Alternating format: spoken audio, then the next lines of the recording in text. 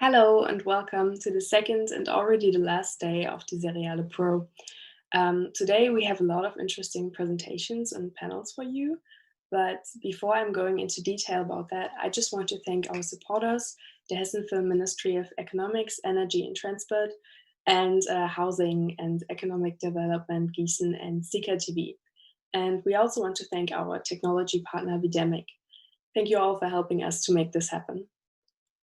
So now let's take a closer look to today's program.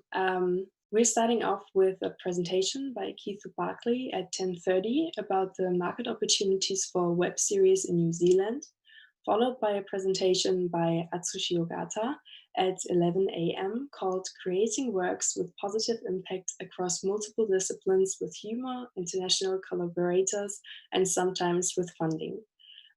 Afterwards, George Rees will talk about the streaming platform Sika TV and the streaming landscape for web series, followed by a panel discussion at 12 about VOD platforms in Germany, featuring Thomas Schneider-Trupp, Tobias Leveringshausen, and Linda Kokali. And the panel will be moderated by Gisela Watzold-Hildebrand. Then there's going to be a lunch break, and after that, we're back for you with a presentation by Adrian Garlik, who is going to talk about the platform Flixo. Slowly heading towards the end of the Seriale Pro, there will be another interesting presentation by Natalia Grigorieva about the Russian platform for web series called Chill. The very last panel of the day is going to be about international distribution, featuring George Rees, Youngman Kang, Petro Levati, Adrian Garlik, and Natalia Grigorieva, and it will be moderated by Gisela Watzold-Hildebrand as well. But the end of the Seriale Pro, of course, isn't the end of the day, because 2 hours later at 6 p.m., our online red carpet event is going to start, and we are happy to announce that lots of filmmakers agreed to be a part of it. Dasha Solovieva and Marius Köppen will host this part of the evening, and finally there will be the grande finale and the moment we've all been waiting for, the award ceremony. It will take place at 8 p.m. and will be hosted by Magdalena Keim, Axel Rieke, and Henrike. So as you can see, there's a lot coming up for you today, and please have fun with our program. Feel free to comment and to connect with us, and yeah, enjoy the show.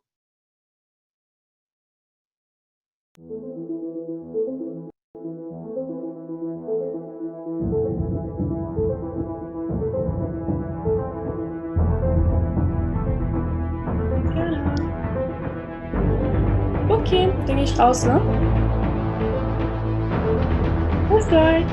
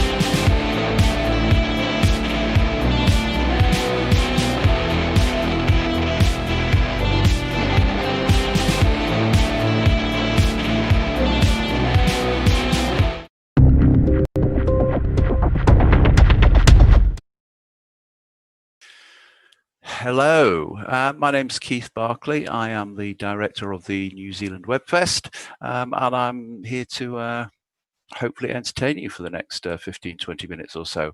As I say, I'm from New Zealand, where it's now Sunday evening, so we're a little bit ahead of you, and we look forward to you catching up and presenting your awards later on.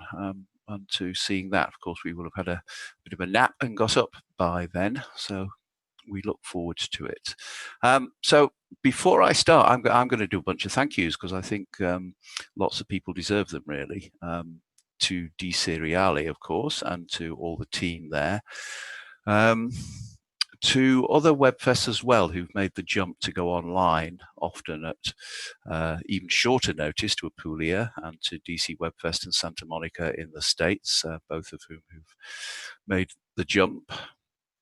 I have to say that from the NZ Webfest point of view, I'm very lucky because we run in November and I don't have to really worry about it for quite a while yet. So we have plan A, we have plan B, we have plan C, and we have a few hybrid versions as well, but we can just, for now, we just press on. We're at the stage of our calendar where we're accepting submissions, and that's what we do. We do submissions, and when we get to the end of the submissions and we have to start making decisions about the actual event, then we will do so then with a bit more information behind us, hopefully. It's a big job to move something like a festival online. I know this because my day job at the moment is working for a documentary film festival in New Zealand, and the film festival opens this coming Friday. And I've been doing their industry program for the last week or so. So I've spent the last 2 months moving all of that online and getting everything ready and delivering 8 straight days of industry programming. So to everybody at Seriale, I've got a pretty good idea of what you're going through behind the scenes at the moment. So well done, and you can sleep when you're dead. So, as I say, I am the director of the New Zealand Webfest. I started the Webfest back in 2015 because I felt at that time that there was enough of a body of work, particularly in New Zealand, to make it worth celebrating. So I started to set about creating that opportunity, and that's still very much the point of the New Zealand Webfest. Its mission is to curate and to celebrate, and that's what we do, or that's what we try to do. So the title of this presentation is Market Opportunities for New Zealand Web Series. And if we were to have done this session last year, we could be wrapping up at about now and getting into our second cup of coffee, because there aren't many in New Zealand, is the short answer. We are a small country. We have a small population. We have a small amount of media outlets. We have a small tax take. So all of these things kind of mitigate against a really healthy ecosystem of web series content. And that applies to plenty of other aspects of our cultural life as well. You know, we support a small number of orchestras, we support a small number of theatre companies. There are some films that get made, and they tend to be fairly small in terms of budgets and so on. Of course, you all know New Zealand because it's, you know, Peter Jackson and Lord of the Rings and The Hobbit and James Cameron and Avatar and all of that. But that's not the reality for most people who are making web series. Much smaller budgets, much smaller runs, but which also applies to the television shows as well. So I'm not kind of unhappy about this. There are plenty of good things about New Zealand. You know, as I say, we've got hobbits, we've got sheep, we've got mountains, lakes, sea, sun, all of the good stuff, and fresh air, and I'm very happy to say not COVID-19, because we have been about 15, 16 days clear of it now. And that's in large part down to our Prime Minister, who's taken a different path to a number of other governments around the world. So let's jump back in time. 2009 was one of the very earliest New Zealand web series. It was a show aimed at teenagers. It was part of a campaign that was going on at the time where the writing was on the wall. Teenagers were abandoning scheduled TV appointment viewing. It was gone. It was out the window, and the broadcasters were starting to think, well, what are we going to do? Because if we don't get them when they're teenagers, they're not going to be with us when they're adults. So they've one of the number of schemes that went on at the time was to put some thought and some money into different ways to attract teenage viewers to our screens, and there was a reasonable amount of engagement with teenage boys, largely through sports. There was less engagement with teenage girls, so there was a show called Reservoir Hill that was specifically targeted at teenage girls, and it was a web series. It went out online. It did a weekly turnaround. So the episode aired, there was social media engagement, there was text, they shot another episode, and it came out the next week. And to all intents and purposes, it looked from an audience point of view as though those people who were responding via the social media platforms, via the texts, that information was turning up in the storyline in the next episode and helping shape the storyline. So all of this was great, and the show went on to win an International Digital Emmy Award, which was kind of set the bar a bit high, really. So that was 2009. The second season of the show in 2010 did almost as well. It was nominated for an International Digital Emmy Award, but that was as far as it got. There was a lot of stuff going on then in terms of New Zealand and internet. It was a very ambitious project to do something like Reservoir Hill, and that's kind of a theme throughout a lot of New Zealand's work, and right up to the scale of Peter Jackson, shooting 3 movies at once for Lord of the Rings. But there's a can-do attitude here.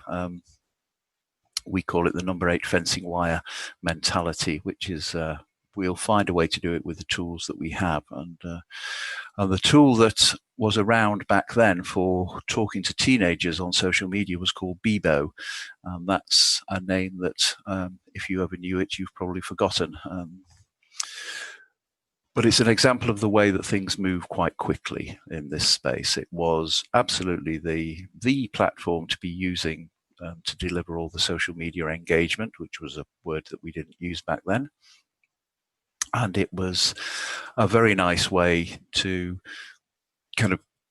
preserve some records, of course, until Bebo then went bankrupt and disappeared off the scene. But there's a kind of constant change been going on for a long time in the web series sort of ecosystem, if you like, and it's shifted, and certainly within New Zealand, it's shifted quite a lot. I think the goal for a lot of creators is still very much the web series as calling card. It's, this is what I can do with no money, so give me some and just imagine what I'll do with that. And that's important, because everybody likes to eat. So we have to find ways to get people there, whether it's by being able to support web series, whether it's by being able to take those web series and develop them into TV content, or whether it's just a pure talent development issue that you can use the web series as a way to identify people who've got those skills as storytellers. They've got that capability. They've got a bit of business sense. They know how to put something together and make it work.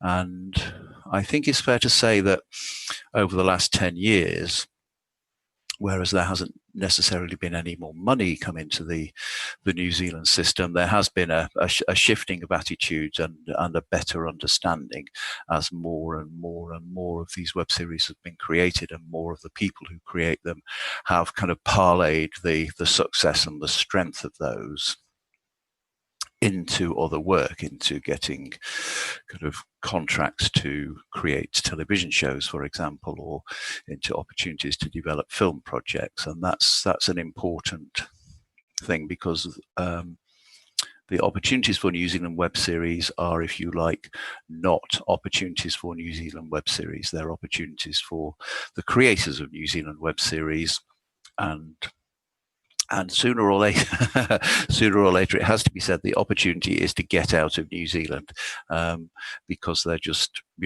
there isn't enough room, there isn't enough money, and we see it time and time again. We see people who have success moving on and moving out, really. Obviously, people like Peter Jackson didn't move out, but they work at a level where they're not touching the pots of money that are available in New Zealand. People like Taika Waititi, who recently won an Oscar for Jojo Rabbit.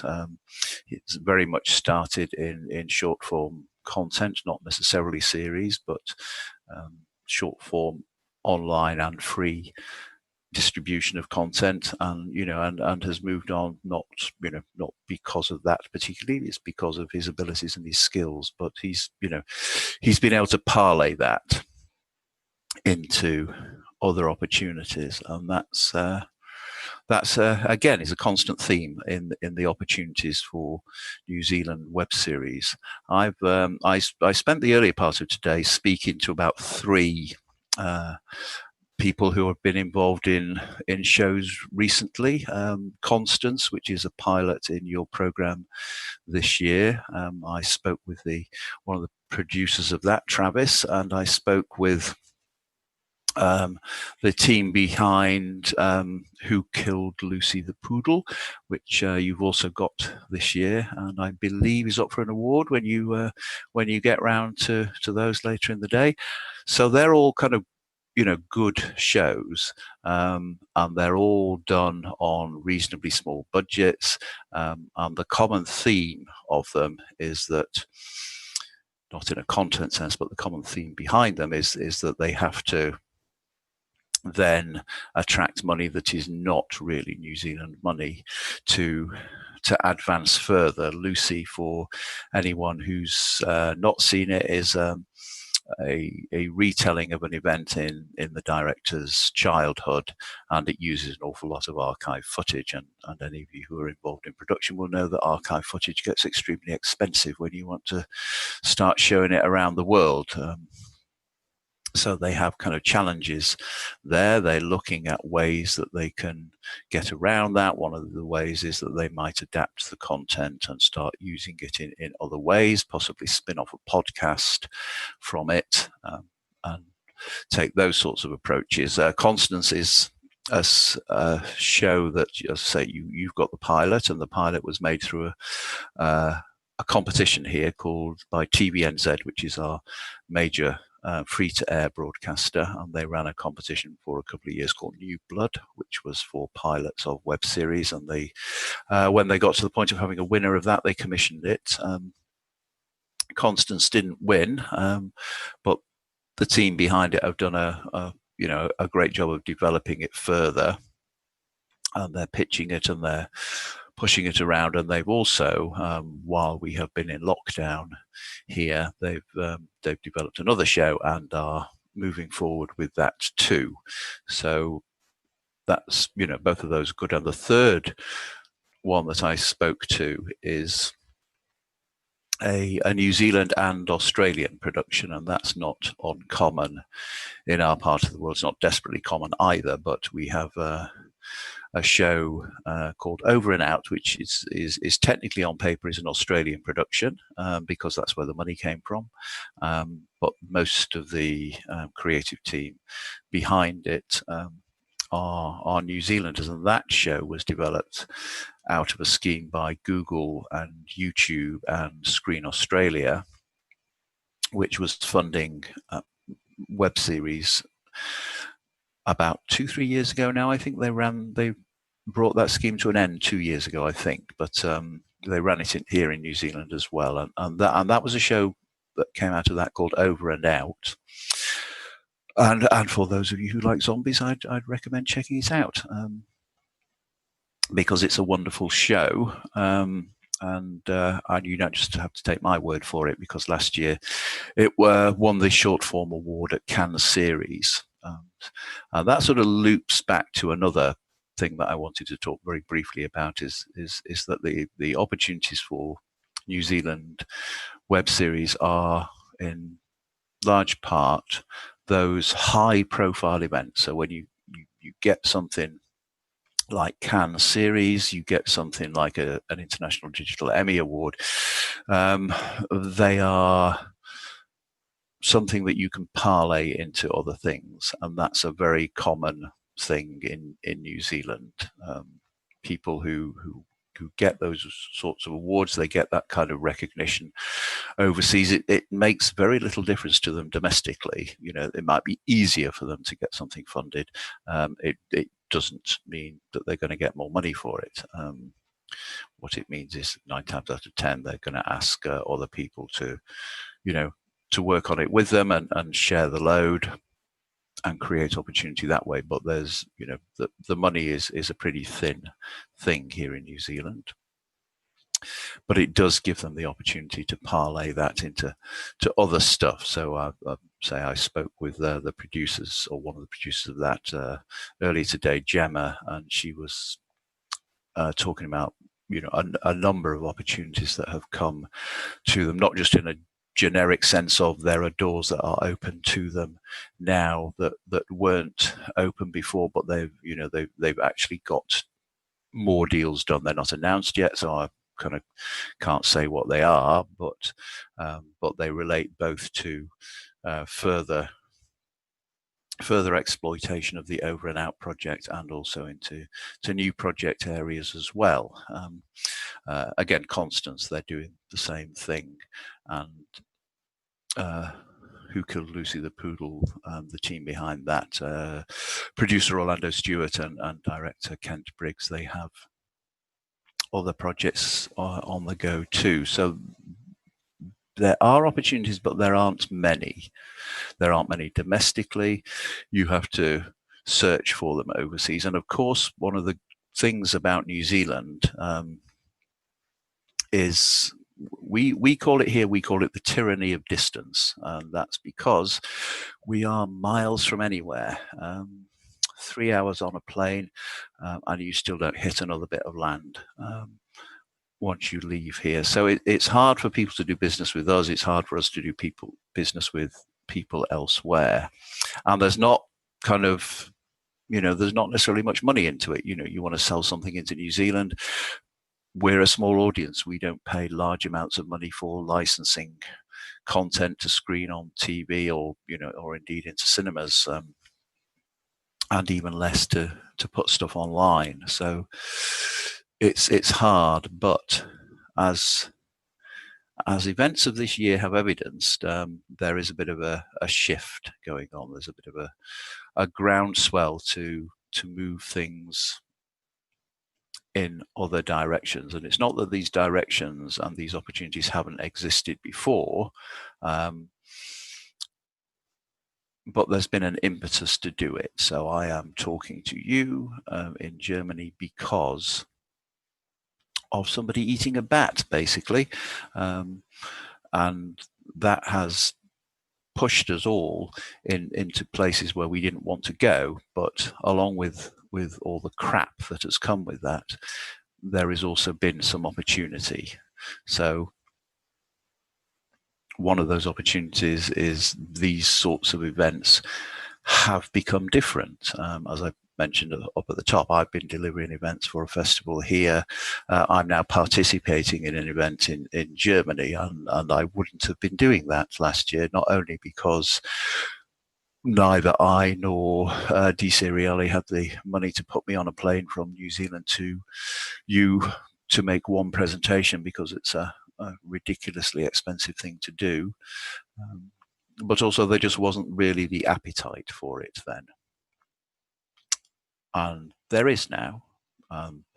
There's an appetite for doing many parts of our business differently. We market events. New Zealand, there is never in a million years is there going to be a physical market in New Zealand for video content of any size, shape, or form. There's no reason to come here for it. There's not enough people here. There's not enough broadcasters here. There's not enough distributors or sales agents or funders. It's,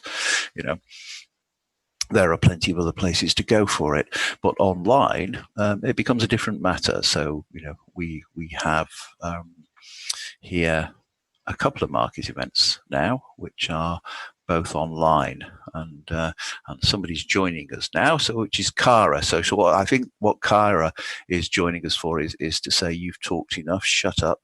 And so I'll wrap myself up here and say that I've kind of more or less got to the end of where I was going. So yay me for more or less sticking to time. Hi, Kyra. Hi, Keith. Nice to meet you. And Thank you for your presentation. It was very interesting. And Good. we actually have a few questions for you that I'm now going to ask, all right?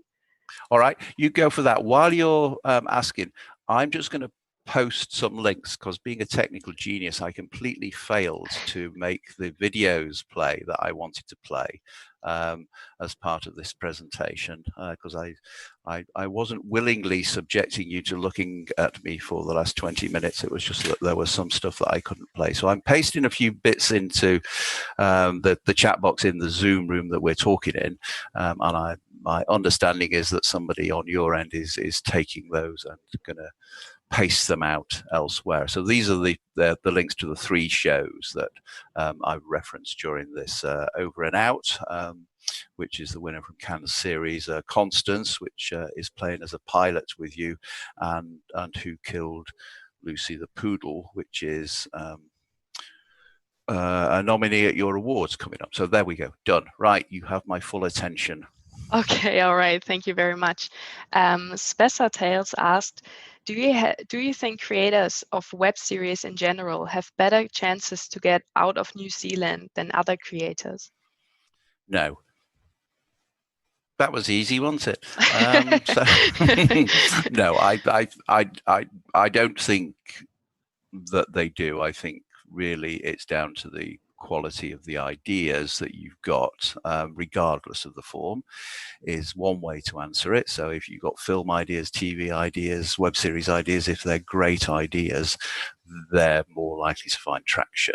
But in terms of finding the money to get those things done, I would suspect that you've got better opportunity and better chance of success if you're pitching a project which is in a form that there's already money for. So if you're making a feature film, there's lots of avenues you can go down. And I was having this conversation with one of the producers earlier on today. They're saying, I pitch a web series, it's very difficult because it's, there isn't a sort of set thing for it.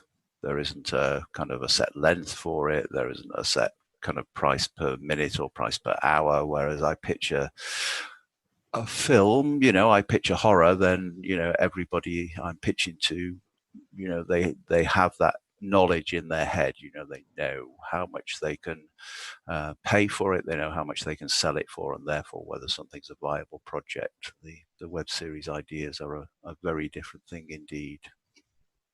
Yes, and very, very compared to movies, a very new thing, of course. Yes. Yeah.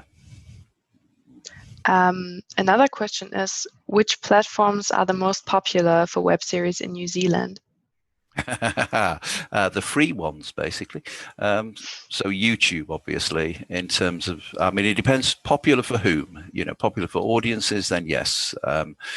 Probably audiences. Yes. Yeah. So audiences, YouTube certainly, because that's where younger people watch their content, and one of our major funding agencies, New Zealand On Air, has been doing research on this probably for about the last 6 years now, in terms of tracking where people watch, what they watch, how long they watch for. And it was about 2 years ago, I think, that the numbers for the teenagers tipped away from broadcast television and onto YouTube, in terms of that's where more people watch more stuff than anywhere else.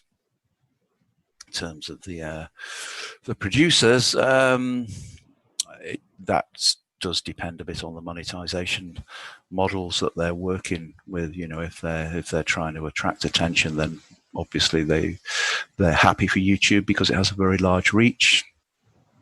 If they're doing deals, then obviously it needs to be in a place where it's protected, not necessarily behind a paywall, but possibly behind a registration wall, which is what most of our free-to-air broadcasters require to access their on-demand services. You don't have to pay for them, but you have to have an account so they can sell your data to advertisers and things like that. All right, thank you. And the last question is, which genre for web series are the most popular? The cheapest. The cheapest ones to make, basically. So drama is not. I mean, there are some amazing New Zealand drama web series, but they're not necessarily the most popular, partly because those sorts of things are also done well elsewhere. They're done well on television, they're done well on film. So if you like those genres, then then there's there's a lot of competition, for eyeballs in those. If you do more comedic stuff, you do comedy, then you have a higher chance of building an audience on something like YouTube, because people like small snacky stuff, that they can watch on the bus or whatever. So but yeah, building audiences for long-running dramas online is still a challenge, I think, for a lot of people. So you think that most people are rather aiming for fast laughs? That certainly seems to be the case, and with my kind of festival director hat on, that's what we see an awful lot of in terms of submissions. We see a smaller number of dramas than that. We see a pretty even spread of things like sci-fis and horrors and those sorts of genres, but the majority of the content we see is comedic, or at least that's the intention. Yeah, let me check real quick if there is any question that No, I think that's about it, actually. So thank you very much for your presentation. It was very interesting. It was a pleasure having you. Thank you very much. Thank you. Good luck for the rest of everything that you got lined up for the day. Thank you very much. Goodbye. Right. Bye. I need a button to press here, don't I?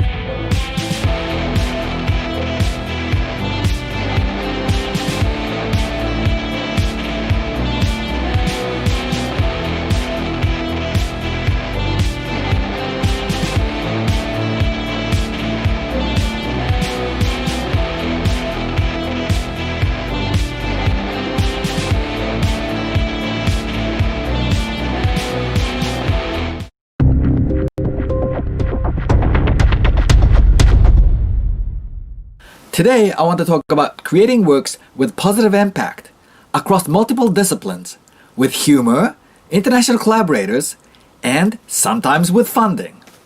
I'll talk about 6 projects that I worked on. The first project that I want to talk about is called Tsuru no Mai, Crane Dance. It's a project I did when I was a video artist. I was invited to Germany at the Kunsthochschule für Medien, Media Arts Academy in Cologne, Germany, as a visiting artist. I filmed these Japanese cranes and I displayed them as public art. In Japan in the winter, there are these cranes that come and they do these mating dance, courting dance. And it's very romantic. For this project, we worked with German Telecom and we displayed the cranes dancing for 4 hours every day for a whole month from 6 o'clock to 10 o'clock in Schildergasse in Cologne, this pedestrian street. People would walk by and they would see them and they would react. It would relieve people from whatever the daily hassle they're doing. They could just stop and look and enjoy. It's a very lighter-hearted piece. It's playful. You see these cranes dancing. I mean, it's something that has a universal appeal. And it kind of had a positive feeling. And it's an international project because it's a Japan-German kind of exchange. And it was a funded project in the sense that German Telecom sponsored it. The Kunsthochschule für Medien kind of co-produced it. The filming itself, I did it in Japan with my own money that I earned from translation work that I did for a festival. But in terms of getting it out there, it was kind of this work that was commissioned. The next project I want to talk about is my role as an actor in a Dutch game show. Every Monday night, this game show will be on, and there'll be very famous people, a Minister of Culture, or some actresses or singers from the Dutch community on the show, live with 2 hosts playing the piano. And I would show up in the background on the screen, maybe 3 times, 5 times during this 25-minute program. And I would do very absurd things like, action, excuse me, or, Mike, Thomas, これが最後だぞ. Or things like that. I did the first year with my own clothes. The second year is what you see here. So I had to wear this golden suit that belonged to some Dutch quizmaster from 20 years ago and act a bit like Elvis. The third year it was very funny because they made me dress up as Superman, then Santa Claus, Gunman from the Wild West, and Hugh Hefner. It was very funny. It was really absurd. And people started to recognize me. So I would go into a cafe, the waiter would recognize me. And it was also interesting because until then, I think there was only one other Japanese actor on Dutch television, and he had to play like a kind of a stereotype role, kind of a businessman or whatever, and they were kind of making fun of him. And in a way, this was good from my point of view because it was kind of breaking the stereotype. I mean, there was no reason why an Asian person had to be Santa Claus or Superman. It could have been anybody. But because I was playing these roles every year and I guess they liked me, they just kind of gave me more funny roles. And they would direct me like this. So, for example, with the Gunman from the Wild West, they would say, okay, lower your hat, and then you go, bah. Things like that. You know, I'm directed, I'm paid to do these kind of things on national television, which was a lot of fun. The next project I want to talk about is called Catch Me If You Can. It's a feature film that I did in Japan for the theaters. It's a romantic comedy. It's witty. It's funny. It also has this special thing about the father-son relationship that I wanted to put in. The main character is somebody who plays a supporting actor all the time, and he's living in the shadow of his famous playwright father, but he meets his muse and falls in love and struggles to play the lead in his own life. So that's what the story is about. So this is a feature film that was shown nationwide in 15 cities, shown on 4 television stations, 3 international airlines, and I did a lot of festivals, and it was also on iTunes and DVD in North America. We had very famous actors in Japan for this, but we made the project independently. I wanted to make something that wasn't so negative, and that wasn't really about one group of people or other. One thing I did was I tried to have 3 generations of people, young people, middle-aged people, old people, and also see how they might connect or not connect in the story. Partly because of this, we had a really wide range of audience. We had people from like 3 years old to 97-year-old watch the film. The other thing I wanted to do was Japanese films tend to be made only for the Japanese audience. And I wanted to kind of break this pattern. I wanted to make something that was appealing internationally. So I wrote the script first in English, and then we worked together with a Japanese co-writer to adjust it to Japanese. The very funny impact was that, for example, some of the comments I read, I lived in Japan for 10 years and I never actually sat in the cinema and laughed together with a Japanese person. And the same thing the other way around. And when I was showing in Texas, this couple came up to me. I think the wife was Japanese, the husband was maybe Mexican-American, and they said that they have a hard time finding films that they both enjoy, and they loved it. So on this cross-cultural aspect, that also worked. I also try to make the team international. The animator who did this is Karim Sharif. He's Dutch creator that I worked with before when I lived in the Netherlands.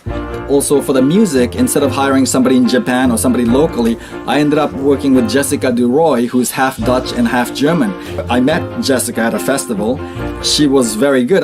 And then also in terms of the post-production, we work with a company called Cineric in New York City, and their son Eric Niari, he became one of our producers. We did the color correction, the visual effects, and the scanning all in New York. And also for the investors, we had 31 investors investing independently in this project, and they're from 9 different countries. We also ended up having funding later from the Japanese government. The next project I want to talk about is Yukata Cowboy. That's why I'm dressed like this. I think many of you are familiar with this project. It's a cross-cultural web series about living in different countries. We have 30 episodes, 1 to 2 minutes each, and it's all acted by me. I play myself, and I play man, woman, young, old, all these characters I met in different countries, and I kind of make funny stories out of it, and also funny observations. What it's like to take a crowded subway in Japan, and how do I practice to try to get used to it? Or what's the custom in the Netherlands? Why do they kiss 3 times? And my absurd take on that. Things like that. That's how this series was made. We put this on YouTube. Depending on how you promoted it, we got kind of different reactions. So when I was doing the different kind of promotions on Facebook, I started including the Middle East. And then suddenly, I had all these Egyptian boys interested in Yukata Cowboy. So 75% of the audience, the new audience, were Egyptian boys. I have no idea. I've never been to Egypt. There's no Arabic in Yukata Cowboy. So somehow things kind of become like this, that it's so cross-cultural that people in different countries want to watch it. In Japan, they're still not redoing web series, so I ended up showing it in the theaters and had to make a poster. I ended up making a bilingual book about the different episodes of Yukata Cowboy, and in this way, we kind of ended up promoting it. And also, this again is an international collaboration. Sean Evans, who became the producer for Yukata Cowboy, she would give me advice. So I would actually make an edit. I would film myself, make an edit, send it to her. And she says, but this is not clear. Or could you add this shot? Or maybe you can do this that way. In terms of the opening animation that you saw, first Karim Sharif, who did my previous animations, he started to work on it. Also, Sean had this idea to bring in Ben Hillman. He's a filmmaker himself, and he has done a lot of projects. He makes children's books, and he has also done the opening animation for Spike Lee's film. Ben Hillman was the one that designed this Yukata Cowboy logo and the opening animation. I have no talent for this kind of thing. Pascal Plantinga, who is a friend of mine, who's a composer, he's a musician, and he's also an editor. He had this music called Nimini Pimini that I liked over the years, and he gave me the license to use it in Yukata Cowboy. So in this way, I ended up working internationally, even though the whole project, I just filmed it here. Yeah, well, there's no funding for this. I just had to get up and shave. The next project I want to talk about is Mona Lisa Cowboy. This is the first spin-off of Yukata Cowboy, and it's a collaboration with Xin Wang, who's a Chinese actress living in Paris, and she made the hit web series Ex Model. And I met Xin at the Sicily Web Fest. The story is about Yukata Cowboy in Paris. The first episode is about how Yukata Cowboy became Yukata Cowboy by meeting this character Mona, who is a toy store owner in Paris.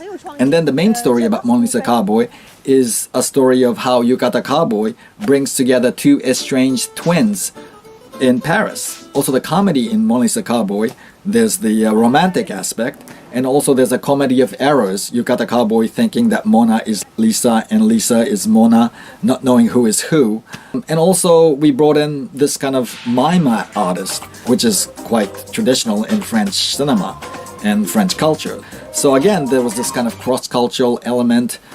in terms of casting Sin, I was asking her what kind of role she has in France, and typically she would be cast as a gangster or prostitute, this kind of stereotypical roles. And again, going back to that discussion about me playing in the Mike and Thomas show, I thought it was interesting to try to break the stereotype. So why not write a story about an autistic toy store owner and a businesswoman, so that Sin could play these different roles that are not stereotypic. Another aspect is to have these kind of absurd situations of living in different countries. You're considered exotic because you are different, so there's a good aspect. But then if you have an accident, you're all alone because you don't have any families there. And so things can become quite negative too. We didn't want to put this series on YouTube because it was kind of higher production value. Unlike Yukata Cowboy, which is a series of sketch comedies that can be seen in any order, this one should be watched in a certain order. So we're negotiating with different platforms to see who might be interested in streaming them. In terms of the team, it's quite international. We had the Yukata Cowboy team with Sean and Ben and Pascal, but we also brought in Sin Wang's team in Paris, Emmanuel Sapolsky, who is a director of X Model, but he was also the cinematographer in Mona Lisa Cowboy, and their crew for X Model came on board. We also cast Ivan Selye and also the mime artist. Both of them had worked with Sin in her previous films. We also had a Japanese colorist who could work on the colored grading in Japan, Miki Inagawa. And we found a bilingual sound editor, Masataka Odaka, in Japan. Another person that came on board was Jack Jewers. Jack is a BAFTA-winning director, and he was kind enough to come on board in the post-production process, give me advice on editing the material that we had shot in Paris. This was quite a multinational production. In terms of the funding, this was pretty much a self-funded, no-budget project, although there were costs, and so we had to cover that. So the last project I want to talk about today is Lost and Found Cowboy. Lost and Found Cowboy is another spin-off of Yukata Cowboy. It starts off with Yukata Cowboy being in Japan. In the first 4 episodes, Yukata Cowboy meets Cindy, an American dancer, and helps her adapt to Japan in terms of culture. And then Cindy, who's a dancer, teaches Yukata Cowboy how to dance. And they kind of end up falling in love, and Yukata Cowboy ends up learning how to dance as well. It's a romantic comedy, a cross-cultural comedy. Through the series, it shows what it's like for a Western person to come to Japan, what it's like to live in a house, how to learn to take a bath, Japanese style. You know, in Japan, you have to take off your shoes when you go inside. And even in some restaurants, you can do that. Your shoes can get lost. So I turned that into kind of a Cinderella story of searching for shoes. I mean, I don't have any dance background. I just dance at parties. But because Kelly Holloway, the lead actress, is actually a dancer, we wrote it into the story so that we end up dancing, and Yukata Cowboy has to learn all these kind of dance, but he's very clumsy, and that adds to a lot of physical humor and physical comedy. In terms of the impact, this has different aspects. One is this kind of travelogue aspect of what it's like to travel in Japan. And also in terms of dance, it just basically gets you to feel good. So even if you're like depressed and under lockdown, you see Yukata Cowboy dancing and you think, oh yeah, well, if he can dance, I'll dance too. That's the kind of impact that I wanted to have. I mean, of course, when we did it, we didn't know we were going to be under lockdown. But in general, to be playful, to celebrate the different aspects of life and culture, that's the kind of thing that I was aiming for in this piece. Of course, it's an international production. We had the Yukata Cowboy team, we had the colorist and the sound editor from Mona Lisa Cowboy as well, and the sound editor, Masataka Odaka, he's also a talented composer. So for this series, we had him compose original music. Then we rehearsed to that music and we danced to that music when we were performing. With Kelly Holloway, I met her in Japan. She speaks Japanese. She's a comedic actress and a dancer. In terms of the team, because this is a bilingual project, some people needed to speak English. So, for example, for the filming, Motomi Ishigaki, who's a cinematographer, he's Japanese, but he's lived in New York. He makes a lot of very sweet, very delicate films. I felt my sensibility was matching to his.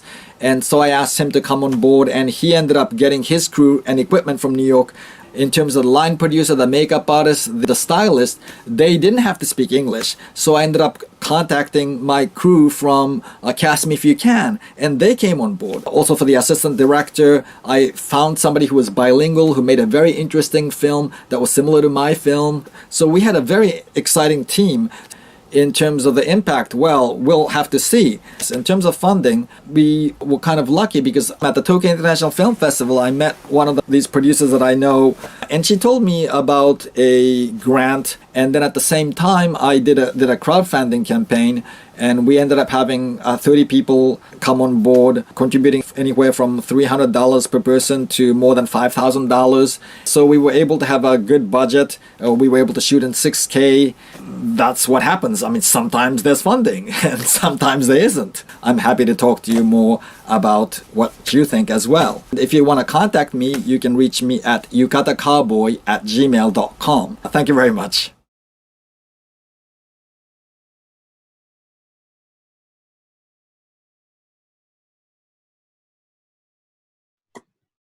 So hello again, Atsushi. Thank you very much for your presentation. It was a pleasure watching it.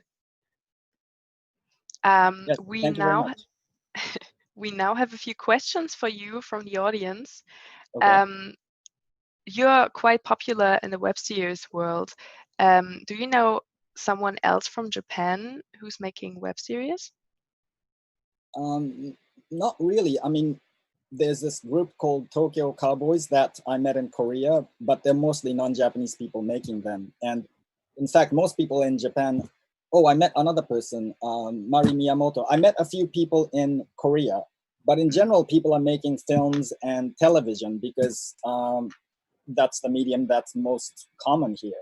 So I accidentally started making web series by Yukata Cowboy because it was something I could do very easily with an iPhone by myself, as I showed you, and then with help from people internationally.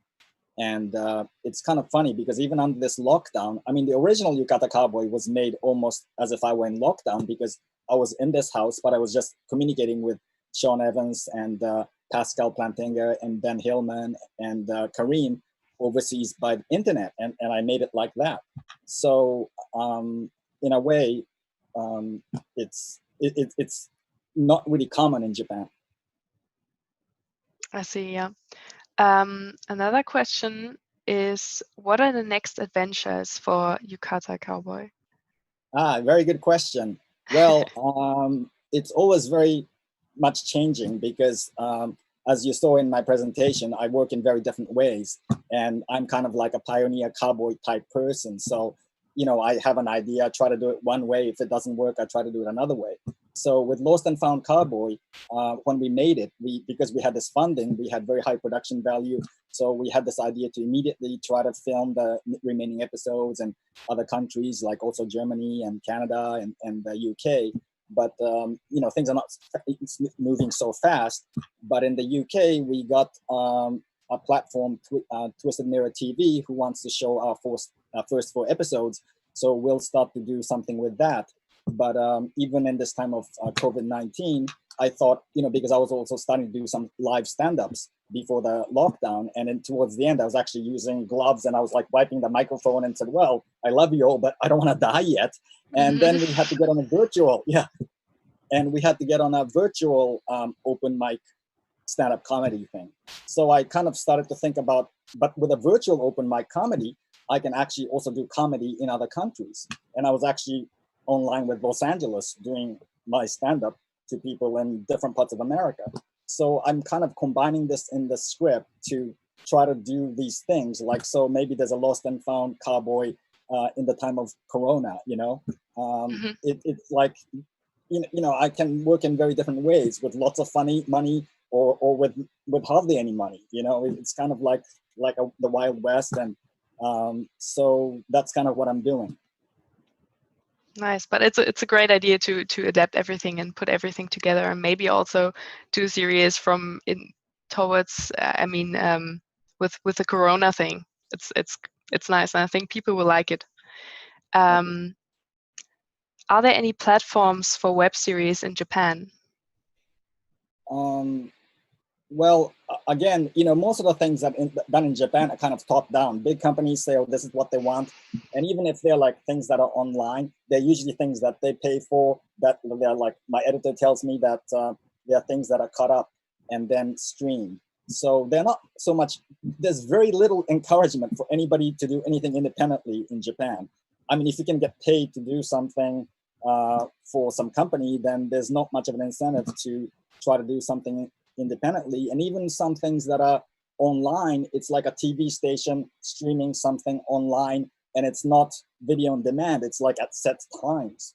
So I mean, you can put things on Amazon, or you can put things on YouTube. There are many YouTubers. I also gave a couple of workshops at YouTube Tokyo to YouTubers, but they have a completely different background. They're not trained in film or storytelling.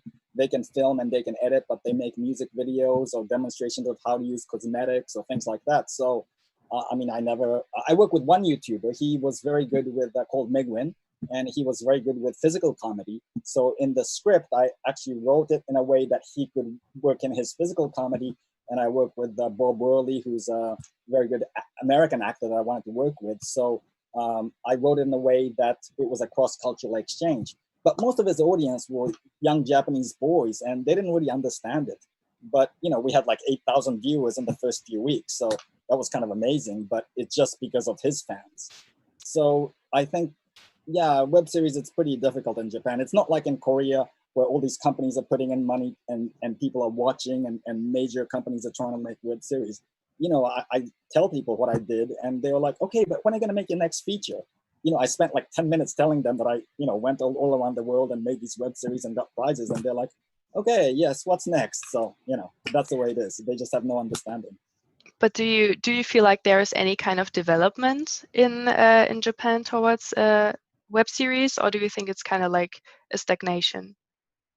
I have no idea. I try not to spend too much energy worrying about that, because with the original Yukata Cowboy, to promote it, I had to, as I said, I had to show it in the cinema. I had to make a book, translate everything to Japanese, but they're not very cross-cultural, and they don't really know what web series is, and it was mostly in English. So everybody would say, oh, you speak very good English. Maybe you can make English language teaching tools. And I wasn't really interested in that. So then I just went to do Mornings at Cowboy, and Lost and Found Cowboy. We, got this great team, and we managed to make it. And but it can take place in different parts of the world. It's very flexible, and I don't really want to be limited.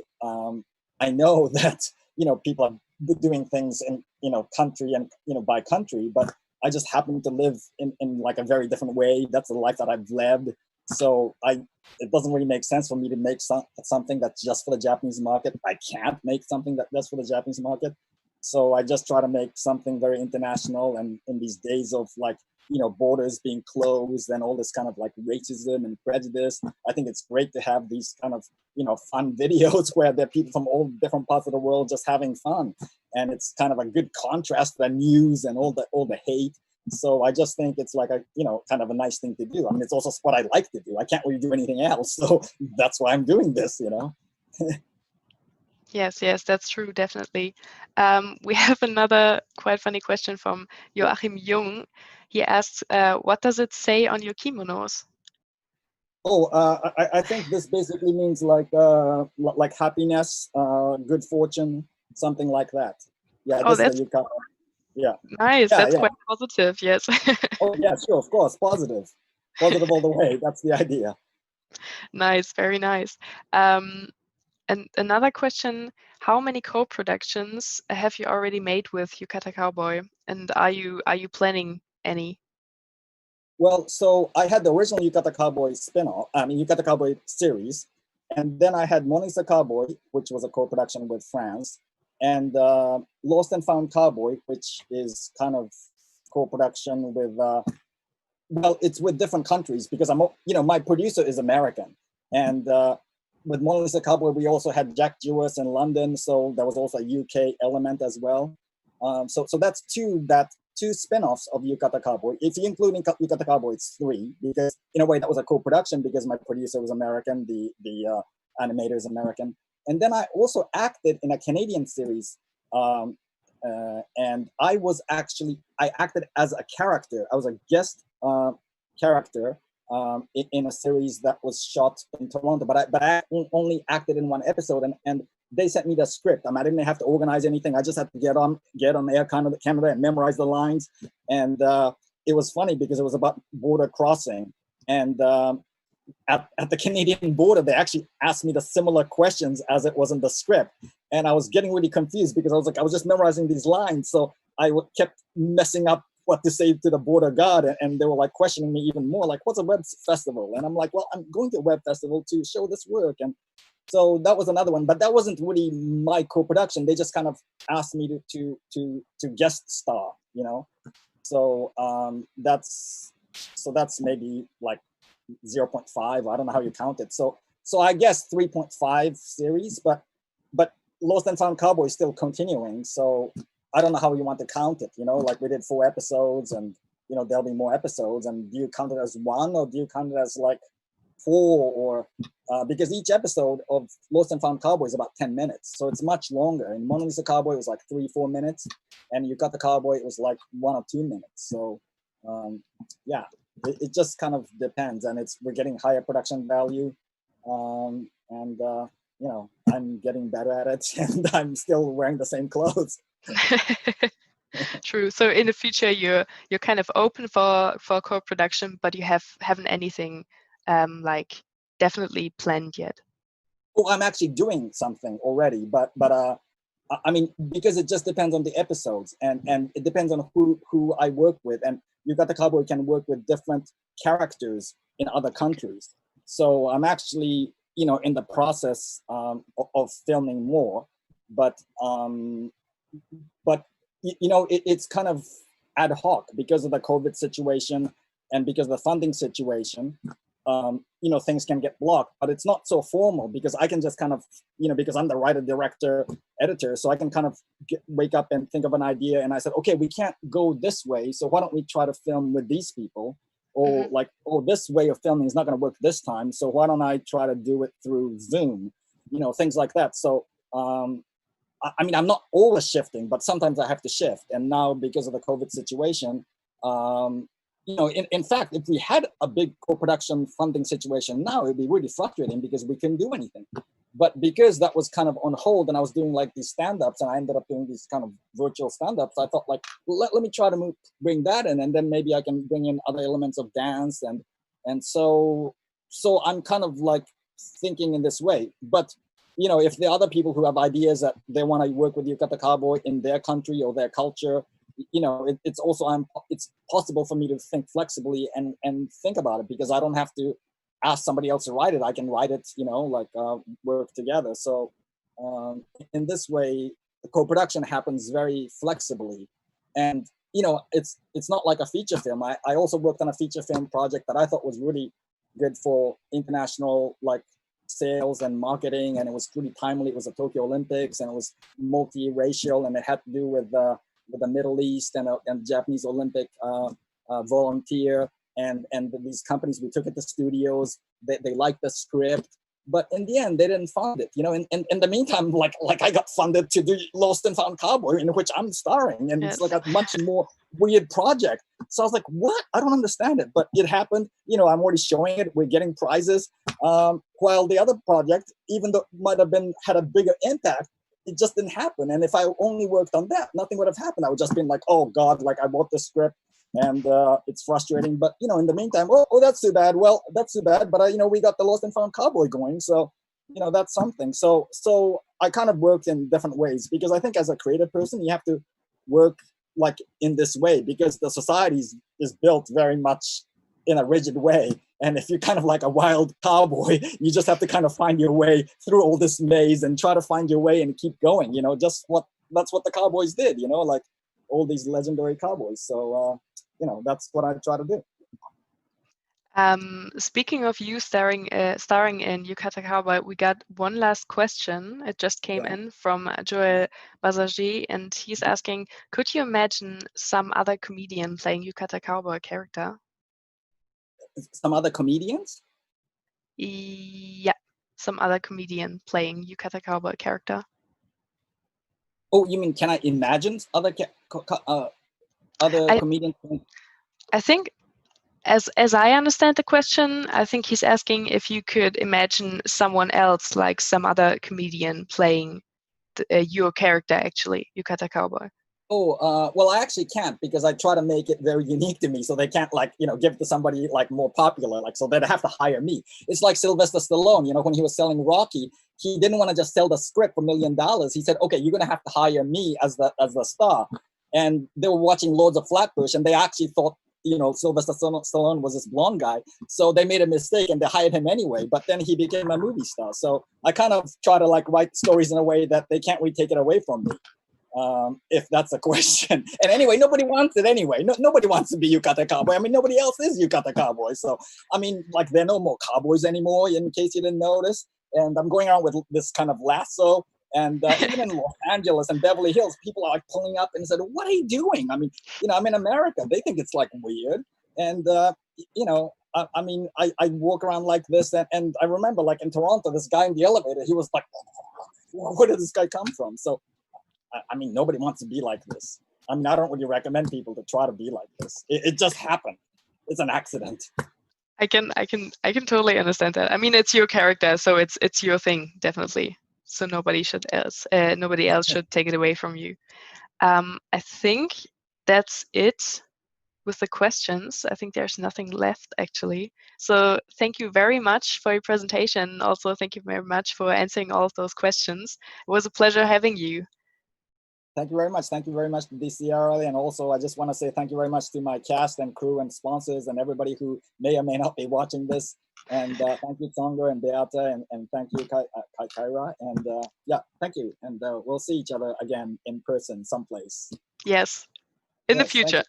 Yes, in the Goodbye. future. Take Bye-bye. care. Bye-bye. Bye. Bye-bye. Thank you. Bye.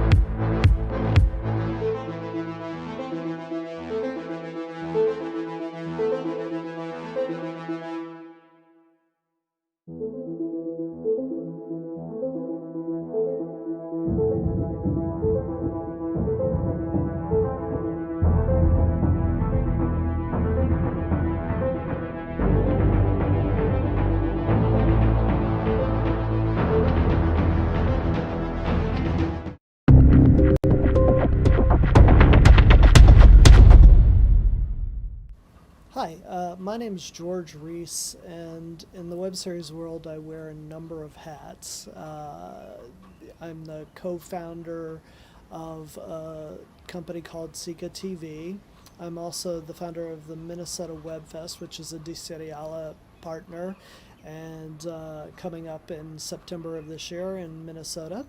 And also at DCeriale this year, I have a web series that's an official selection and nominated in several categories called Utopia Planitia. But this morning, afternoon, depending on your time zone, I'm here to talk in particular about Sika TV and the distribution space, both in North America and globally. So, a little bit of background. About 5 years ago, about this time, 5 years ago, uh, I was getting antsy in the job that I was working at the time, and decided to get back into filmmaking, and started working on what became Sika TV.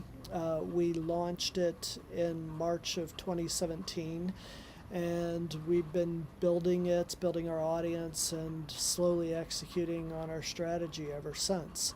And Sika TV, for those of you that don't know, is a distribution platform that's targeted solely at the short form episodic space. We don't have short films, we don't have feature films, we don't do anything else. We're just about the web series.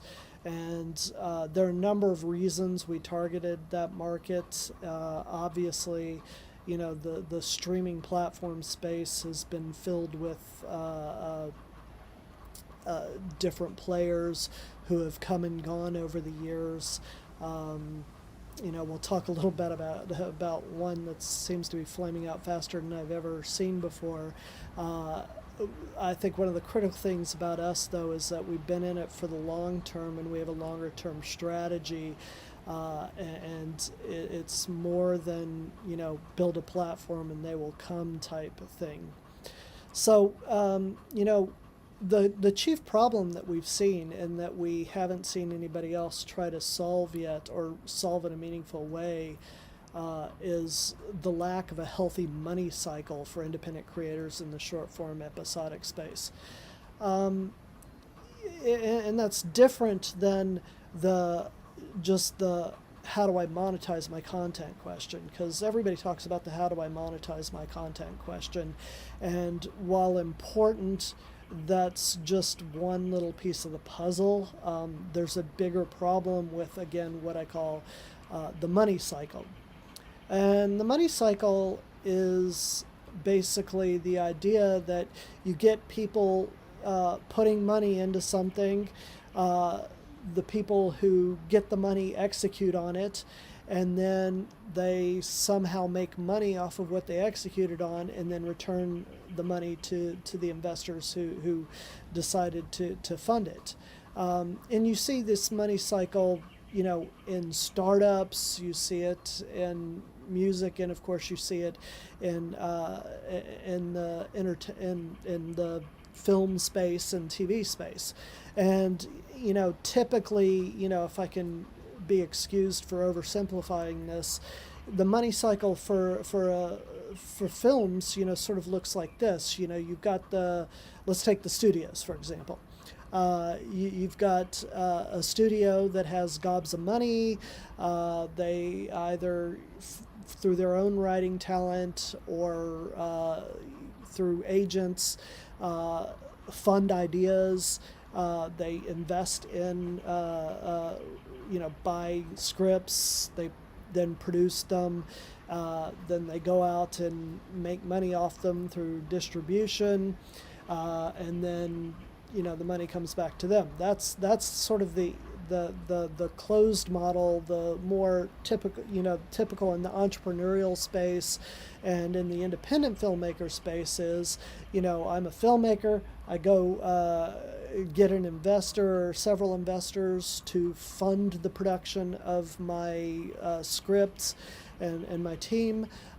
We make the film, we go take it to festivals, we get discovered at these festivals, which in turn ends up in a distribution deal, and ideally that distribution deal then funds us paying back our investors, ideally with the investors making some money off of it. The challenge in the web series space is that there is no such thing as a healthy money cycle. And I mean, the simple way of putting it is there is no way for you to tell a good story to a potential investor that they will get their money back if they give you some money to make your web series. And what I mean by a good story, I mean a believable story that's easy to understand. the cycle that I talked about with respect to independent filmmakers, that's something everybody understands, and it's believable because sometimes people do actually make their money back.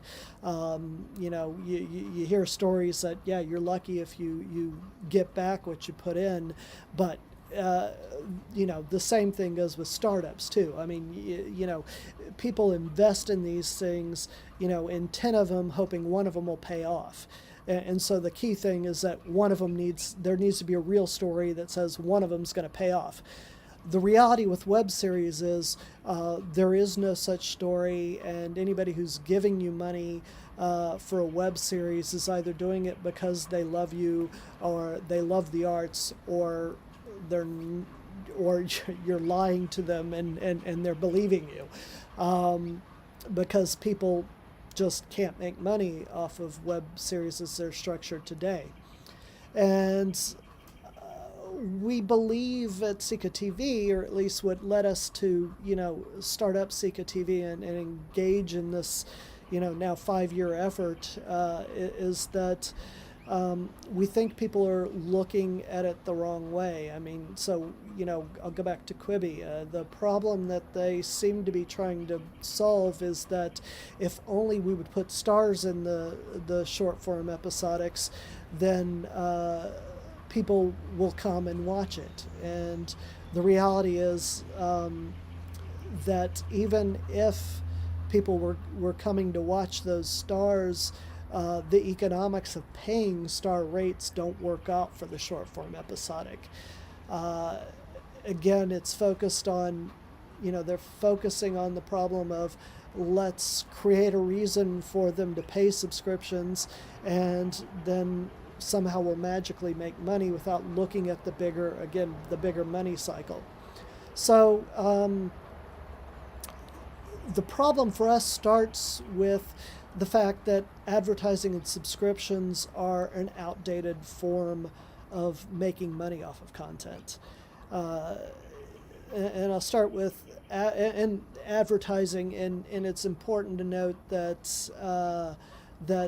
this isn't some new revelation. This has been happening slowly over the past 40 years since cable television's come online. So we have two key inventions that have really upset, the traditional money cycle for episodic content in particular. Cable coming along and making advertising more and more challenging, and then the internet coming along and further eroding the viability of advertising, and then also damaging the viability of subscriptions. So the reason we believe advertising doesn't work is simply that we've seen this slow march of advertising just not being able to cover the costs of producing content. So if we go back to, say, 1975, there were 3 broadcast networks, no cable television. So let's say you had, at the time, 200 million Americans. That means that you could count on, 1/3 of 200 million people, or 1/3 of 200 million eyeballs, whenever you paid for advertising on something. Yeah, I know that, didn't get every eyeball, and not every show got 1/3 of the audience, but the point being that you basically had an audience that was divided among three groups, and so I, as an advertiser, if I'm Coca-Cola or some other brand, I can pay for an ad on one of those networks and get a good chunk of people. And so my cost, so if I'm spending $1 million to go out and get 100 million eyeballs, so I'm paying, what's that, a penny an eyeball. I just have to pay one network, and the one network or the one show makes that $1 million.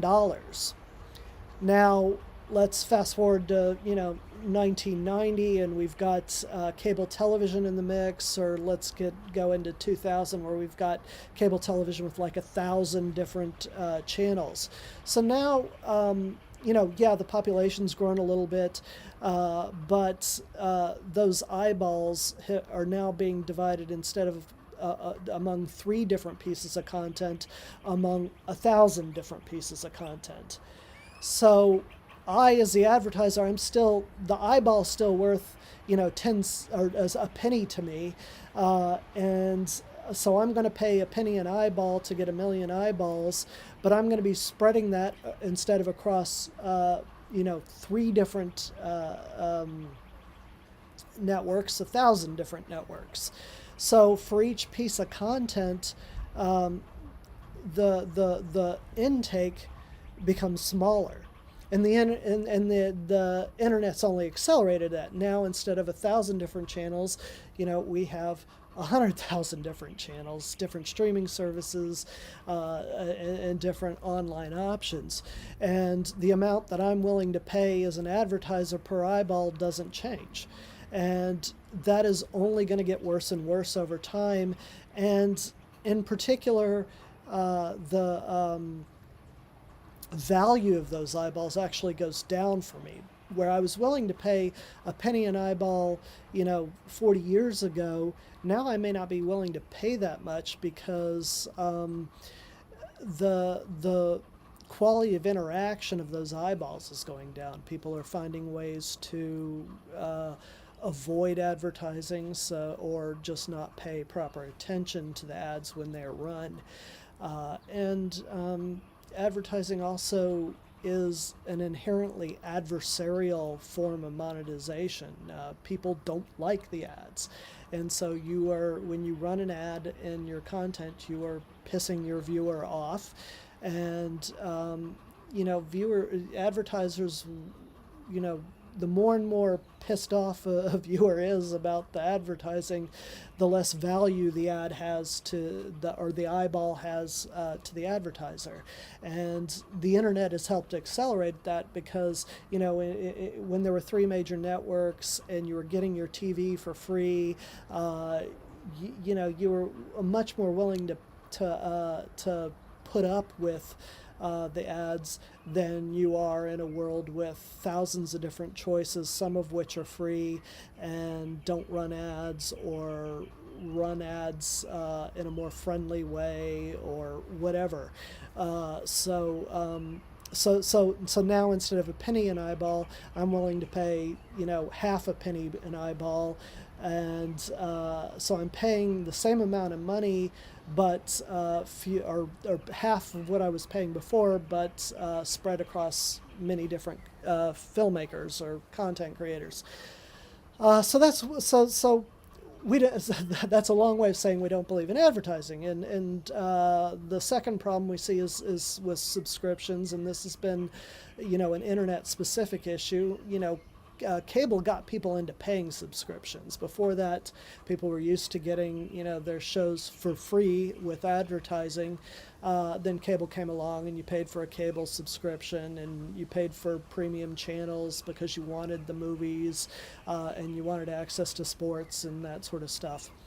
But one of the key things that people tend to forget about when it comes to cutting the cord is that people never wanted a lot of the other 1,000 channels other than the sports channels and the movie channels and their local channels, but they got them sort of for free because they were all packaged together. And that created an economic model in which the more popular stuff helped subsidize the less popular stuff, but the less popular stuff made the packages worthwhile for the cable provider to bundle together, because they needed their 1,000 channels to sell to you, and so the bundling helped pay for what's called the long tail there. Now that we've got this sort of a la carte world, where you are paying your Netflix subscription, you're paying your Hulu subscription, you're paying potentially for ESPN and HBO. Those other content that don't fit into the cinematic stuff or the niche stuff or the sports, the people aren't finding an interest in wanting to pay subscriptions for those things, and unfortunately that's where the web series fits, the stuff that people want for free. So that all in all may sound like a very bleak story, that we cannot possibly monetize the web series using traditional monetization mechanisms. But that's been our belief from the beginning, and we started a company around the idea that there is a way to create a healthy money cycle, but without relying on the advertising and subscriptions. So Sika TV has been fixated on a multi-phase development strategy. It's taking longer than we'd like, but we've always been in this for sort of the long haul vision. And we've created a really solid lineup around filmmakers who believe in that vision. And that vision is, okay, we're not going to have advertising, we're not going to have subscriptions, but we are going to develop first a great relationship between viewer and creator, and also a great community of filmmakers. And then on top of that, a microtransaction engine that will allow us to innovate not one or two replacement monetization streams, but a dozen or 24 monetization streams that individually don't bring in enough to create a healthy money cycle. But when you bring them all together, they make enough money that you can start telling a good story. You can say to your potential investors, listen, I've got a deal to be distributed on Sika TV. Sika TV, I will make back what you put in plus 5%, plus 10%. And so you'll get your money back and then some, and then you get your show made. It shows up on Sika TV. You make the money, you pay back the investors, and we've got ourselves a healthy money cycle. Where we are in that strategy is we're in what we sort of call phase 3 of our evolution. Phase 1 was just build a thunderstorm here. Where was from 2015 to 2017, where we were just building the core platform. Phase 2 was where we were starting to build out the content and build our audience and sort of complete the viewing experience. And we completed that, around 2018, which is when we began phase 3, and we actually are ending phase 3 right now. Phase 3 is really the proving out that we can build an audience. And we've been building, growing steadily ever since we launched. And we finished that third phase towards the latter half of Q1 or the beginning of Q2. And now we are starting to build out those monetization streams, and this is where things are going to start getting exciting. And we've been holding back on what those revenue streams are from a public announcement thing, but the key to those revenue streams are to get people to open their wallets where they have been shown to be very willing to open their wallets. And that tends to be with about 10 to 15% of your audience. So we are targeting really your big fans to open up their wallets and get you money through a variety of different mechanisms. You're going to see something exciting from us in that space, hopefully by the time Minnesota WebFest rolls around in September.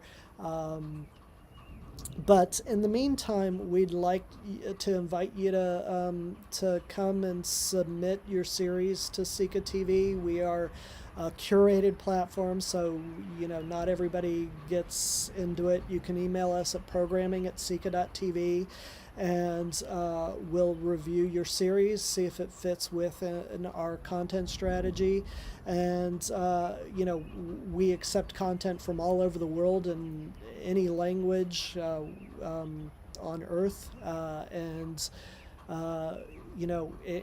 probably one of the best things about being on Sika TV is the community of other filmmakers who are on the platform. They tend to become your biggest cheerleaders, with us being your second biggest cheerleader. We do a lot of promoting of your series for you.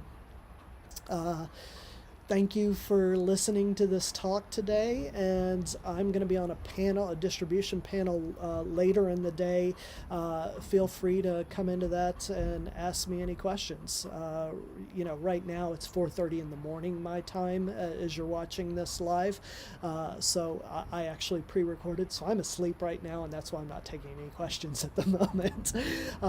Thank you very much. Goodbye.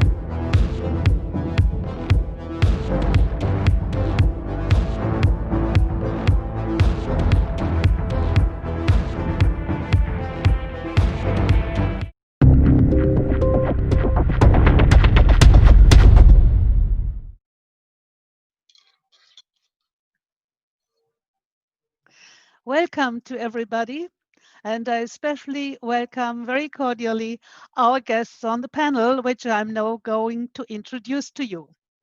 We have Tobias Leveringhaus, distributor of the platform Kinoflimmern and producer of So Da Was a Pictures. Then we have Linda Kokali, editor at Funk Netzwerk Content of ARD and ZDF, the first and second TV channel in Germany. She is home-based in Bremen. And then we have Thomas Schneider-Trump of the platform Watch Movies Now. Well, we will start with Thomas. And the next discussion point will be the distribution on YouTube channels. It seems as if many producers are too shy to make use of YouTube channels. Thomas Schneider-Trump, with his platform Watch Movies Now, will explain to us how producers can use these channels to their advantage and show us very interesting examples. Well, the floor is yours, Thomas. Thank you, Gisela. And yeah, welcome to our audience, which we can unfortunately not see now, but I hope you are massive outside. Yes, my introduction is about YouTube. So I'm the co-founder of a company which is just focusing on that platform. And in my opinion, that's the platform to be. There is the biggest video audience in the world. And what we are doing, we are creating genre channel on YouTube and inviting the worldwide audience, YouTube, to these channels. So, and over the several years, we created a lot of channels. There are kids channels, movie channels, documentation channels, and the last channel we are currently working on is a horror film channel. And I can tell you, on YouTube, you find your audience. And just for example, on our work, the channel we are working on right now, on the horror channel, there is, if you find your audience and if you can offer them the right content, could be your web series, of course, and you will get a lot of people. Just for example, with the horror film channel, we started 3 months ago with uploading a package of more than 100 horror movies, which we aggregated. So Watch Movie is also an aggregator and licenser of content. So you can also license to us web series. So 2-3 months ago, we started to aggregate more than 100 horror movies. And we know that we find this audience on YouTube. And since this last month, the channel was exponential growing. So just to give you some numbers, we are doing 300,000 views per day, just for one channel, and around 20 to 30,000 subscribers per month. And the good thing is with YouTube, and then my intro, my brief presentation will also finish here. The good thing is with YouTube, you have a company behind you which is doing, in my opinion, the best work on streaming what you can do. It's not just deliver a very high quality streaming in 4K or higher worldwide. No? It's also, for example, you can also do a exclusive membership, which is available since not a long time. So you can also upload extra materials, interviews, posters, whatever, to a community just for your product. And all the commentary tools which YouTube offers are fantastic. And of course, also the payment possibilities are very, very interesting. So, and that's why I definitely want to tell you to do a channel on YouTube, and you can make money with that, and you can possibly find 1 million people following you. That was my brief introduction. Thank you very much, Thomas. Well, we now turn to Lina. Lina Kokali studied literature and started as a trainee at public radio and TV station Radio Bremen, which included working with ARD, the first German channel in Berlin, and at DPR, a German news agency at office in Istanbul. Since 2014, she works as a moderator and reporter for Radio Bremen and is mostly responsible for the serial formats of Funk, as well as for audio drama series of the ARD First Channel Audiothek.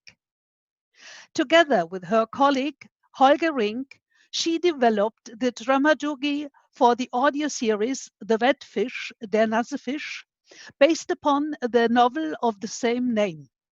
The TV series Berlin Babylon is based upon this novel as well and has been sold worldwide. Lina Kokali originated the web series Wishlist and Clicknapped as script editor. Wishlist won the award for Best Series at Seriale 2017 and has won a total of 3 awards at the Seriale festivals, which until today is a record. Last year, Clicknapped was the winner of the award Best Production Design. This series had been developed in collaboration with YouTubers and young talent. And this year we have the Funk series True Demon in our official selection. Lina will tell us more about Funk, the platform founded by the public television in Germany, and will give us interesting examples of successful web series on this platform. Lina, the floor is yours. Thank you so much. Such great thing to be here.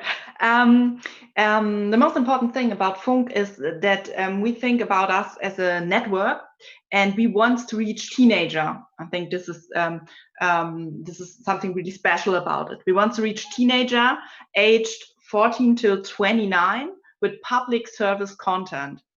And our content you can find on Funk.net, but also, and this is much more important for us, on social media, on YouTube.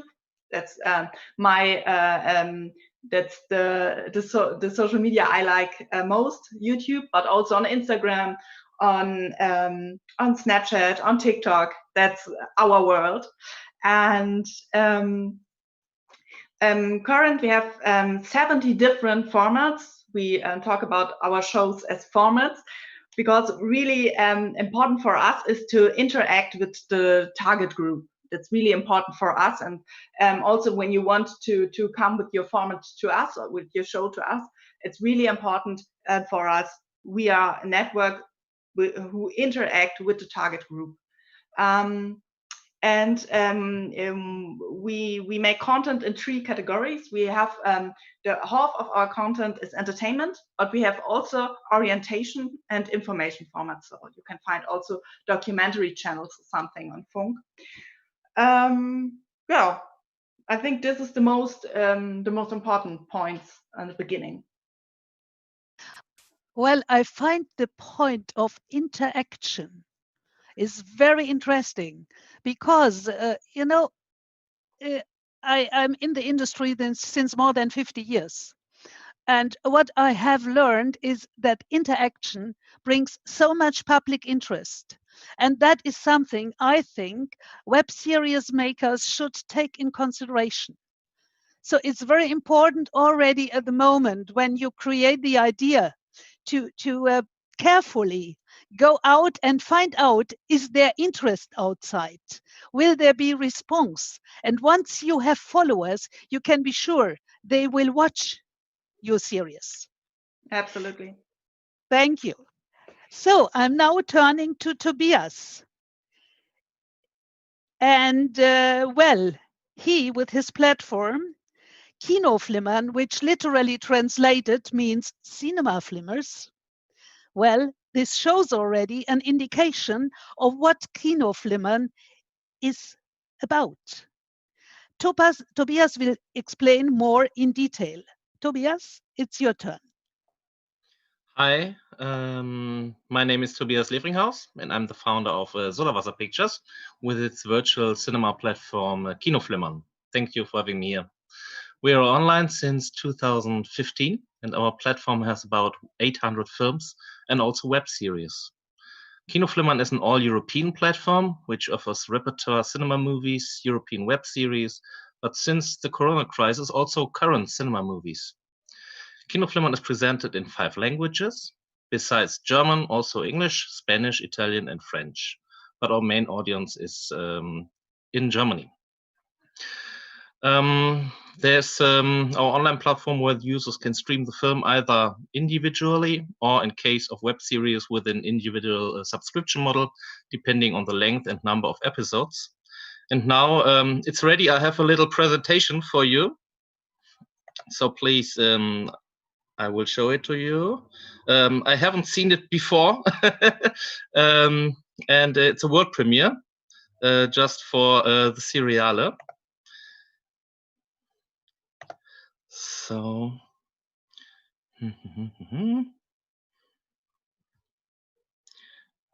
Just a moment, please.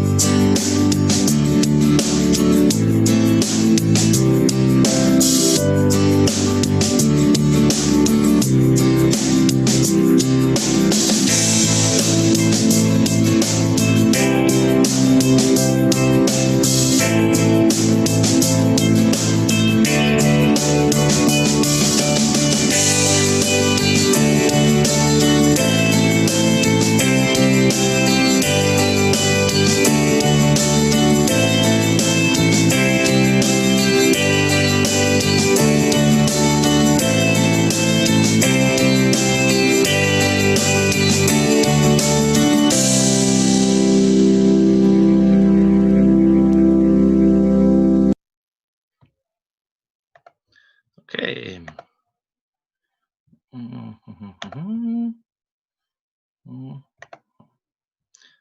Okay, this was a little presentation of Kinoflimmern. Thank you. Thank you so much. This was very interesting and very entertaining. I must say, I'm missing the cinema terribly. But of course, going online, I could watch a festival recently, Go East, and it was great to see the films. Well, it now is obvious that we have here very different platforms. What interests us now is the reach of your platform and what your further goals are. Well, Tobias, and I start with you. Okay, Kinoflimmern is an all-European platform, and we mostly offer repertoire cinema movies, but also European web series. And the one thing since the Corona crisis, we also offer current cinema movies. And one thing we do is present cinema movies on and offline. So it's possible to make an event. We had this with Another Reality, wonderful documentary film about Islamic subcultures in Germany. And there was one thing. There was not a date-to-date start. The first start was online at Kinoflimmern, and in the next week the film comes to the cinema. So we are one of the distributors who crush the distribution windows, and this is one very special thing. We concentrate also on audience developing and audience building with our partner, and we saw that this is great. We had the first day with Another Reality, 12,000 users, which paid €8 per stream, and there were some people who bought several tickets, but they were in one room and watched the film. So we make cinema virtual and online, and present the film afterwards in the cinema and use cinemas as marketing platform also.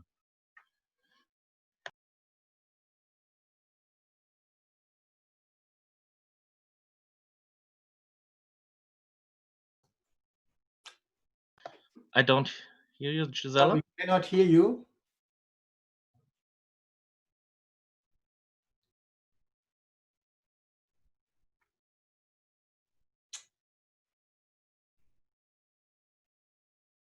No, no, we cannot hear you.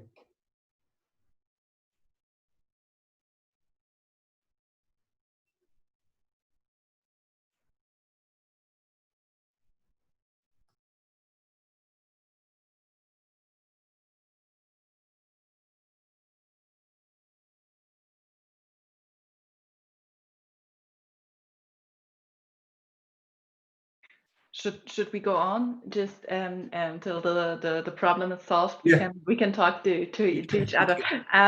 Tobias, I think this is really interesting because you are working such a long time on this, but now with the Corona crisis, I think there are a new audience. Do you have do you interact with the audience? Do you get feedback? That's I would be very interesting in it. Well, yes, on a few channels we have some comments under our video. I wasn't prepared. I haven't a chat or something on Kinoflimmern, but they wanted to talk to me, what is this for a great film. What we also did is after this via Switch an interview with the filmmakers. It was premiere evening. At first, the thousands of people watched the film, and afterwards there was the interview with the directors, and there are few cinemas who want to make this also online, like the Lodderbust in Hanover. Maybe you know it, and I think this idea is great, and this is the future of film distribution, I think. Yeah. This is very interesting. Sorry, I'm back again. Sorry for the technical problem.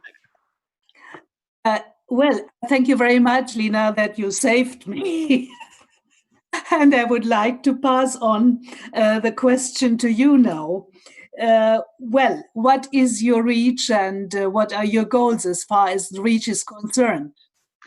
There are several aims we have at Funk. And I will start with my personal aim, and this is to tell stories on social media platforms.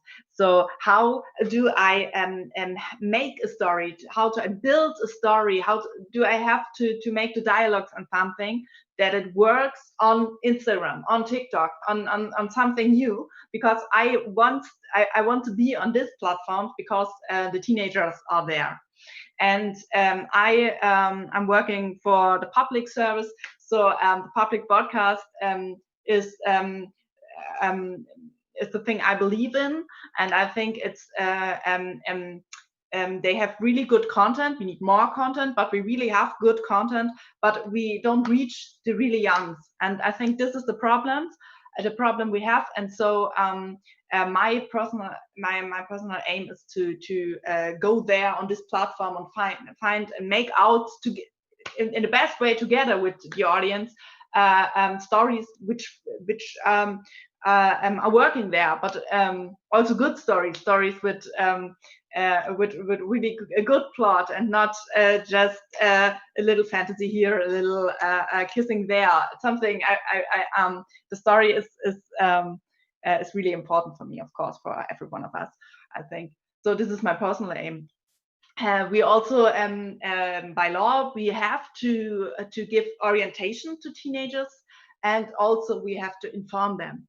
And so I think these are also really important things, and we are always searching a way to reach them and to make together with them the program. And I think this is really hard for us because we came from a bubble of well-educated, mostly white people, and our audience are really different, and with a lot of shapes and a lot of colors and a lot of cultures and a lot of social status. And so I think it's also really important for us to go on to talk with them, to make them a part of us, to be there for them with our program. Yeah, well, that is the interactive point we already talked about. I think it's very, very important. And I think the young people, they are really open to it. Well, I would now go with my question to Thomas. And Thomas, how is your reach of your platform and what is your goal? I mean, YouTube is not our platform, unfortunately. So, but the reach is, of course, I mean, you all know the numbers. It's technically more than 2 billion people. And we targeting more between 16, 17 plus. And but it's the same with any social media channel, with any social media platform. You have to build, you have to find your audience. And this is why we're focusing on niche genre on YouTube. It's better than to say we want to have everything. No, we want to have specific genre. And web series could be also a niche, or is a niche, I think. And when I compare this with the channels we already built, there's a high potential of 100,000, 200,000 subscribers. Of course, it's a free TV, it's a free VOD business model, and you earn money through advertisement, but you also earn money over a premium model. People have to pay, like on Netflix, pay something per month. And the really interesting thing is with YouTube, but I think this is the same with Kinoflimmern, but I'm not sure if ARD ZDF has it, is the, I don't know if you heard from the live premieres of YouTube. And we made wonderful, hilarious, great experience with live premieres. We do, you can join this. Next week, we do another live premiere worldwide in one of our channels. And we're getting not 1,000 like Kinoflimmern, not yet, but we get hundreds of people from all over the world watching together with me the film on it's like a little bit like a second screen, and we chatting beside the film. We always getting invited the director, the cast, cameraman, special effects, always. It's always there, and it's phenomenal. So this is why I love YouTube now more than ever before. You can ask them. We have soon Danny Elfman, the famous Danny Elfman, because his brother is doing also horror movies, and Danny Elfman is doing the music for the brother. So we get them both on a live premiere soon on our channel, and you can ask them questions. They are there. Yeah, you don't see, like now, you don't see a picture of the face, but you can talk with them. Phenomenal. It's dramatically growing up the subscriber, because that's no one else have. Well, that sounds really thrilling. Great. Well, and I would now like to ask you, what is the interest of your platform in terms of web series, and what genres and formats are preferred? Well, Tobias. Well, Kinoflimmern is developed as a platform for movies, for cinematic movies. And we had a subscription model a few months ago. But now I learned that the people are willing to pay about €8, like a cinema ticket, for a single film. And it's also possible for web series. We have some web series on Kinoflimmern, and we want to develop this to more web series, and then offer the web series in a mini subscription, like €8 for 2 weeks, all episodes or so. And I think, yeah, it would be great if we could bring web series, the first episodes, also to cinema, because like Thomas said, yeah, this event, the premiere events, are highly recommended by young and by older people. We had also a film, Wir drehen keinen Film, by Ola Geiger, the oldest newcomer director in the world. And after 20:15, also a 8:15, the users watched the film, and the young users so on, and watched the film the whole day long, and on the premiere. But it would be great if the first two episodes as a teaser could be shown in the cinema and then shown online. And with us, we are working together with cinemas, and they get a share of the revenues. And otherwise, they make advertisement for us. There is the Touristarama in Cologne, Kino im Walzenlager in Oberhausen, Cincinnati in Munich, and a lot of cinemas more who have our films on their platforms and present them.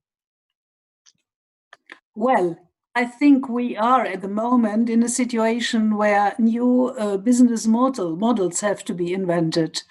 And we are just at the beginning of this. And well, I think the idea to teaser in cinema for web series sounds brilliant. And not to forget, I mean, the success of die Seriale also in Gießen is very much based on the fact that series are now can be seen on the big screen.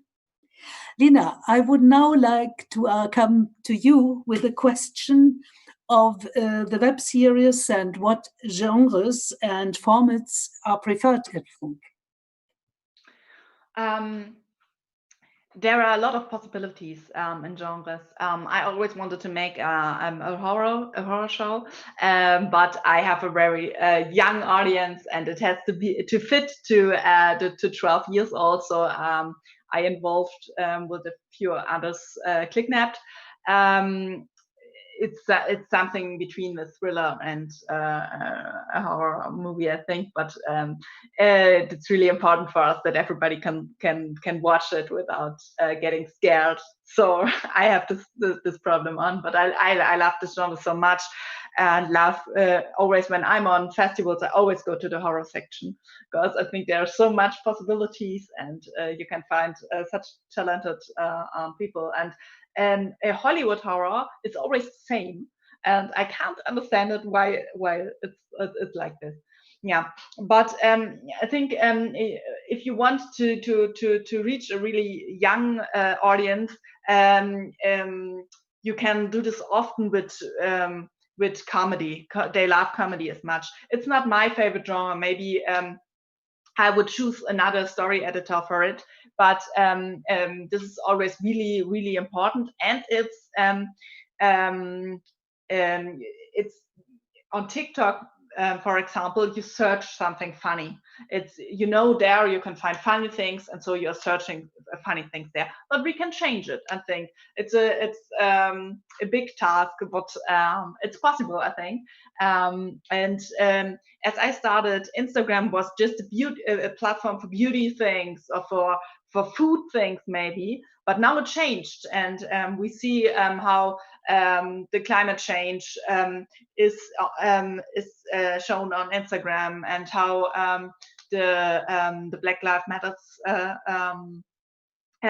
change this platform. And I think this is also a task for us to say, okay, people, that's all okay what you're doing here, and funny is good, but we also have to talk about other things. And maybe it's not funny, but it's really important for us. And so I'm always searching for stories which included a bigger world, which are not just funny or just scary or just thrilling, but also have a second floor. I don't know if you can say it in English, the second floor of a story, but yeah. I'm searching something of this. Yeah, and I think the present situation might give you good ideas. We have one Australian series maker, well, he now with his format cancelled.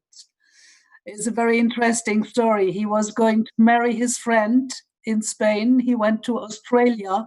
Everything was ready for the wedding, and then came the corona crisis. Well, and he had already before big success with High Life, and I think he's going on with the success.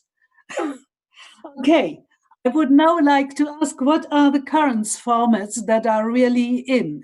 Tobias, you start. Well, the current formats, which I think don't depend on the formats, it depends on the stories which are told and which the people want to see. If it's as a movie or as a web series or as a theater play, I think it's the story that counts. And okay, in cinemas, the cinema makers, they want to have films, and cinemas are made for films. And online, the web series is more for binge watching. Never try to binge watch in a cinema, and you go out and you're very tired then. But I think the story is that counts, and yeah, like Black Lives Matter. This is a story which counts. A documentary like Another Reality, which shows the Islamic subculture here in Germany, and also people who think that they don't have the same chance, or don't think so they don't have the same chance as people like me, like Tobias Lefringhaus, and not Zenon G, maybe. And this is one thing you have to watch out. Story counts, and you have to feel it. What's the right time for the right story? Yeah, that is very right. Lina, what is your opinion to it? My opinion to what exactly? I'm sorry. Gisela, you're muted. Yes, I have. Thank you. What is specially in, what is currently in, what finds most interest? Okay. Yeah.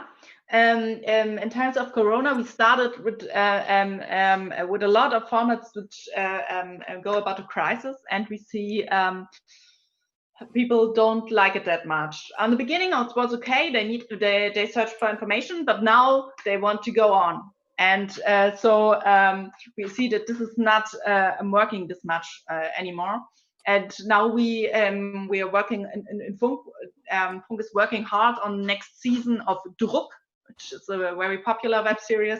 We reached 83 million on YouTube, and with Druck, and so it was really hard for the team of ZDF, which produced Druck, to film during Corona times. So this was a really big change, but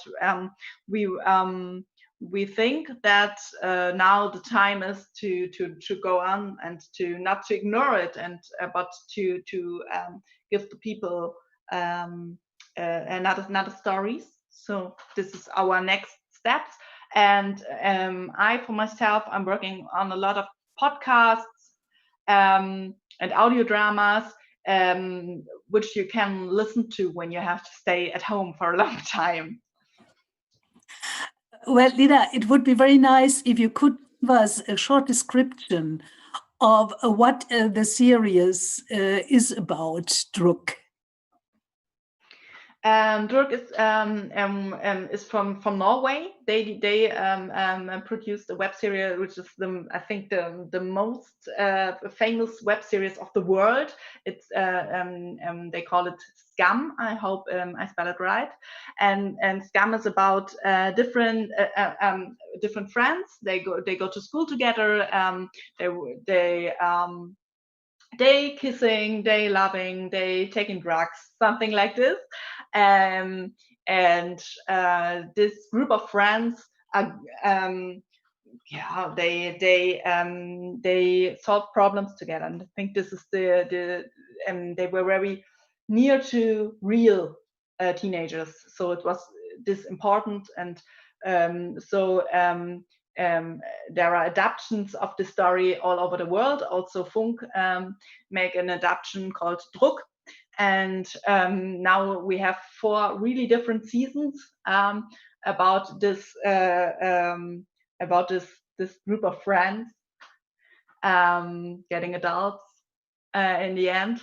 And I can't. I think it's a secret, which. What now happens in season 5, but you can watch the 4 seasons online on YouTube. Druck.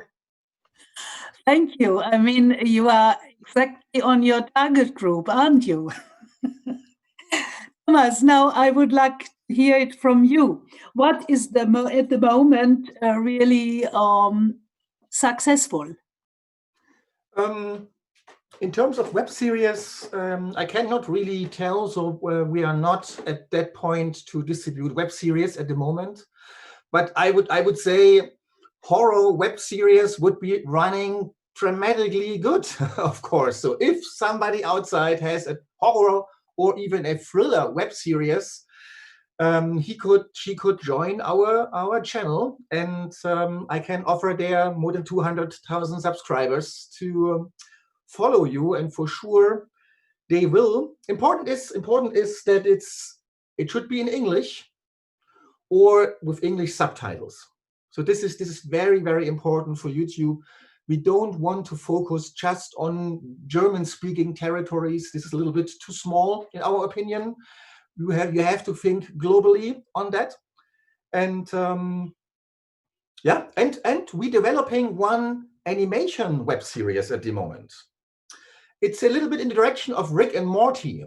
So nothing for kids. It's, I would say, 15, 16 plus. And we got funded from Hessen Film also for the 10 scripts, 10 by 10. So I have the impression 10 by 10 is a good way to start and to think about. Oh, that sounds very good. Well, I would now put the question on how are web series producers involved in the success? And last but not least, in the revenues. Tobias, you start. Well, as a filmmaker, you receive a share of the revenue, which you can watch in real time at any time on your Kinofilm account. If you choose non-exclusivity, you will see 50% of the revenue from each single viewing. If you choose exclusivity, your share will increase by another 10%. And with us, posting a film at Kinofilm is completely free of charge. There's no cap, as is common on other platforms. We only deduct the sales tax from the gross price. The rest stays with the filmmaker. But that's not all. We also help the filmmaker to get a film on the big screen to cinema, support with festival exploitation, cinema distribution, and we can also help filmmakers out with our partners in case of audience building and audience design. One of the most important keywords in future distribution models, I think. And distribution is a thing which is important to think of from the beginning of working on a web series or movie. On the big screen, you can have a screening of your film either at our event, Series Guerilla Kino, which is available in Cologne and hopefully soon in Berlin and Hamburg, or in a cinema slot, which we have negotiated in agreement with several cinemas in Germany, especially for Kinoflimmern. And that's not all at all. With our partner Film Hub, there is the chance to place your web series or a film on indie platforms worldwide. It's Film Hub is a distributor founded by Klaus Badelt. He made the music for the Pirates of the Caribbean soundtrack. Well, it shows very many experiments and new business models are going on. I have a question for you, Thomas, from our audience. How do you market for 83 million viewers on YouTube? This was a question to me. Yes. How do I do a marketing promotion, stuff like this? Yes.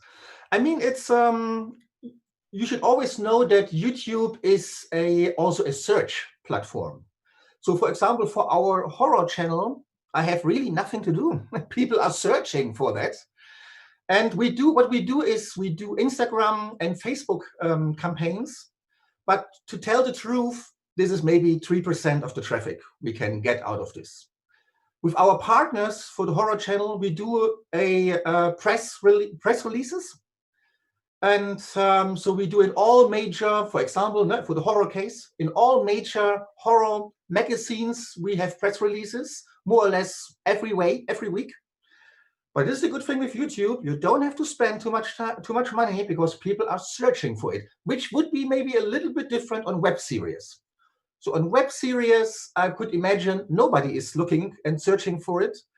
And then I would do maybe a Google Ads campaign, video ads campaign on YouTube, for example. But also audience building, like Tobias said, is the key to success. I mean, you have to talk with bloggers, Instagram groups, Facebook, other YouTube channels. You have to do collaborations. For example, for the animated web series we are planning to have English-speaking, native-speaking YouTubers to becoming the voice actors of our series. And now imagine they get paid for this, of course, but they also do maybe 10 vlogs about the way how they get involved, and we give them extra material they can post on their channel. And of course, we would carefully choose very well-known YouTubers, of course, or Instagrammers, whatever, and with a voice talent, of course, not everybody. And with that kind of ideas, and I could talk 2 hours more on that kind of marketing ideas, we're also doing crowd investing and crowdfunding campaigns. We don't see a crowdfunding and crowd investing campaign not as a tool to make money, it's a marketing tool. It's a way to tell thousands of people, this is the series, please give us some money, of course, but it's maybe just a gap financing of the last 10%. But the more important thing is on crowd investing and funding, it's a perfect marketing instrument. Just to give you a brief idea of the universe of marketing. Well, I quite agree to your opinion regarding crowdfunding and, crowdsourcing. You may get even ideas for your scripts from the crowd. Well, I would also like to ask Lina the question. I mean, Germany has 83 million inhabitants. And, may we ask, how do you market for this 83 millions? I mean, you are reaching out for the younger part, of course, but how do you market? Yeah, there are a lot of different ways, but I agree, Thomas, in so many times. The most important thing is that you understand that YouTube or Instagram or the platform you are in is a community platform, and it's social media, and you take this social serious. That's the most important thing about it. And ClickNet, for example, I worked on the idea. And as we had the idea in our minds, we talked to so many YouTube creators, everybody I can find. I talked about this idea and asked them, is it good or is it just in my head? So, and you don't like it anymore. So, and I take all the talent I can get and talk with them. And then I built the story, and after that we built the whole series with them together. So it's not only that, we also had their voices. We had them as in little. We gave them also little roles in the series, but also I use them for dramaturgy. I use them for every part I can find, because I want to make it sure that it fits to YouTube. And then they, I take and so I got a lot of from them. They did great work, but also they are a part of it. And after that, they talk about it. They talk about it, that they are just that they worked on the series, and why they think this is good, and they are proud to be a part of it, and that they talk with a lot of people of them. They talk in their channels about it. And so I think this is the best way to get it famous. But also we did a lot of other things. It's a really hard work. Yeah, and also we spent money for getting maybe for little spots in YouTube and something like this. We also did this, but I think the most important thing is that it's a social network, and you have to, and they're not waiting for you with your idea. It's not like this, but you can be part of it, and you also have to be at other channels and have to talk why you like it, what they do, and or maybe also to say why it's not good enough, or what do you think. So it's also it's a lot of communication with everybody there, and also with the audience. Well, I think the message, which is really from this panel to our watching web series makers, is get interactive. Try to involve your audience.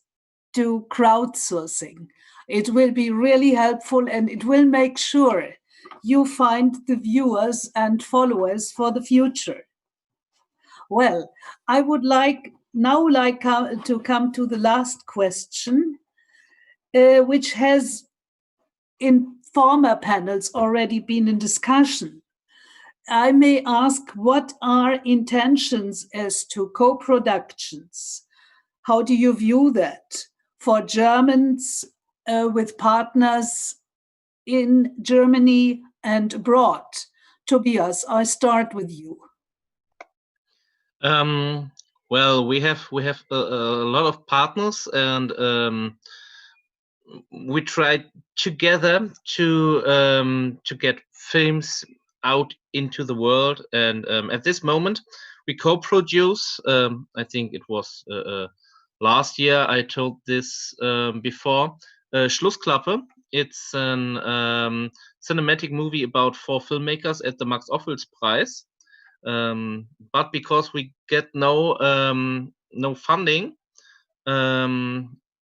we were forced to crowdfund it, and this was one of the best things we did because now we have an audience, we have fans.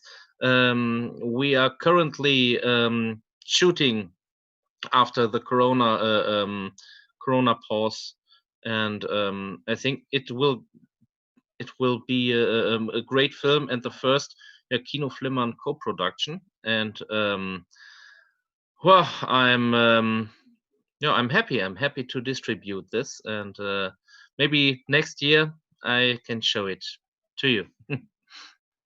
Well, we wish you good luck and keep our fingers crossed for you. Lina, what is your opinion? Every format we make are really different to others, and they are all in German. It's really important for us. But Wishlist and also Druck are also famous abroad, and we always did subtitles, and we always wanted to reach a lot of people. But I tried for my project to get the rights for the rights not for myself, for the producers, so they can go on with their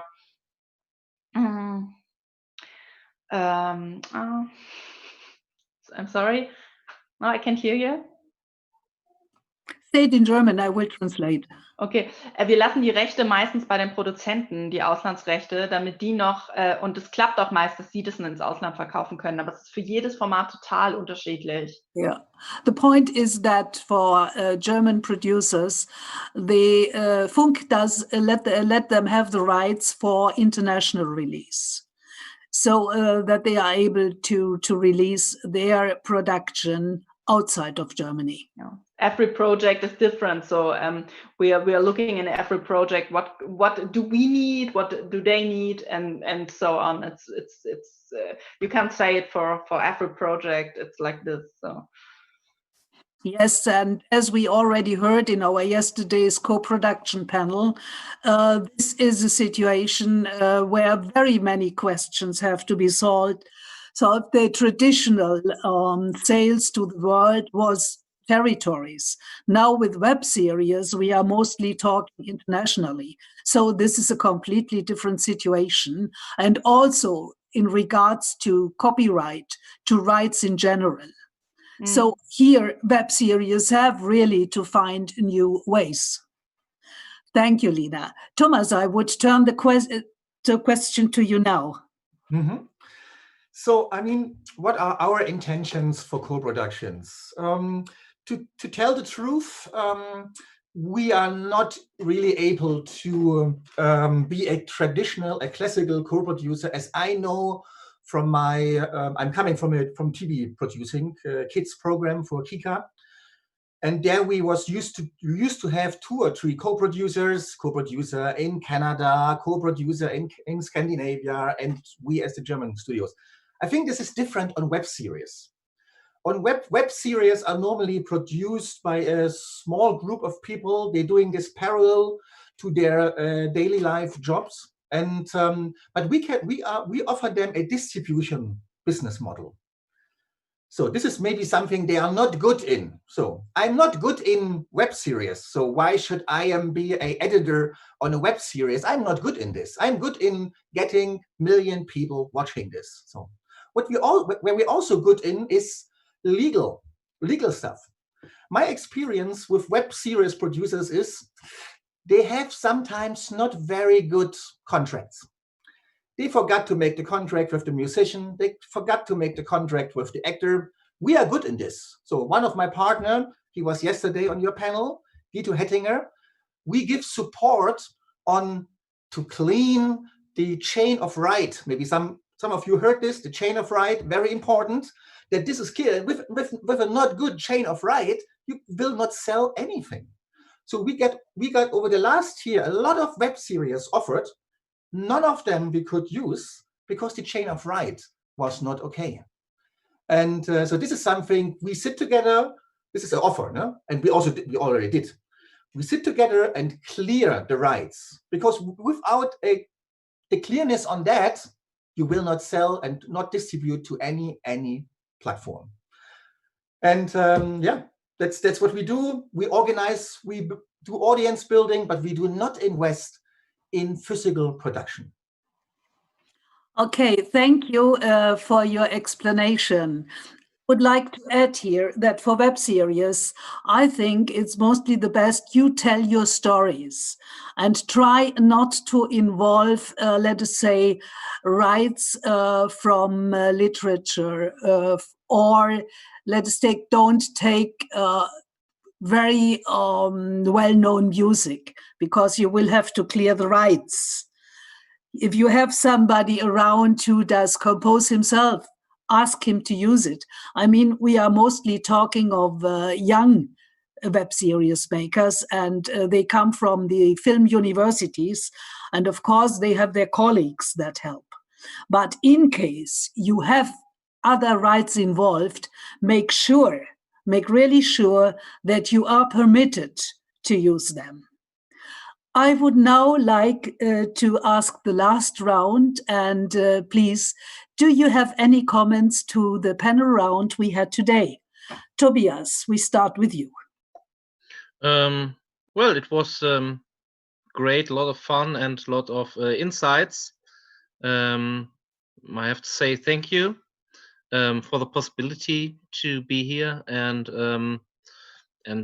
also the online festival is a great thing, and I think in the next year, hopefully after Corona, you should do it twice, online and in Gießen.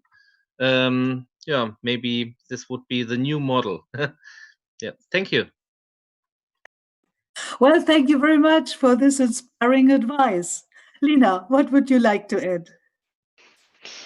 Toby also already said everything I wanted to say. Maybe for everyone who's thinking about making a web series, I want to say go on. Take the chance. There are so many possibilities. Believe in you and try it. Maybe there won't be much money in the beginning, so we all have to start like this. But we all love to watch web series, and I will search the whole web for it. And I wish you the best. Thank you so much. And well, Thomas? Yeah, first of all, thanks for having me here on the panel, and thanks to the other panel partners beside me. And it was really interesting to listen what Funk is doing and Kinoflimmern. And for the audience, yes, I mean, continue working on that. It's maybe a good time to do a lot of animation work, because on animation you can stay at home and you don't have to fight with that Corona thing. So I heard this from other colleagues. Animation is the film genre to do now. This is an advice from me. And hope to see everybody next year physically in Gießen.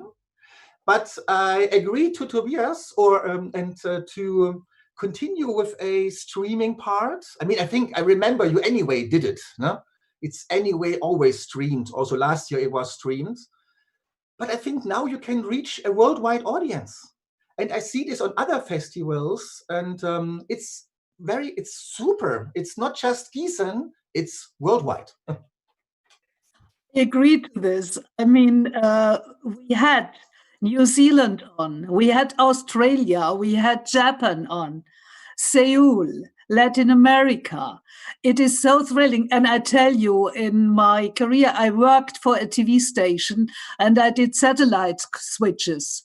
And this time, this job here was nearly about the same. It was great. I thank you very, very much. And you gave so inspiring advices, which I hope our community will take on. Thank you so much and have a very nice day. And of course, you will watch our award ceremony tonight. Thank you and have a good day. Bye. Thank you. Bye. Bye-bye. Thank you.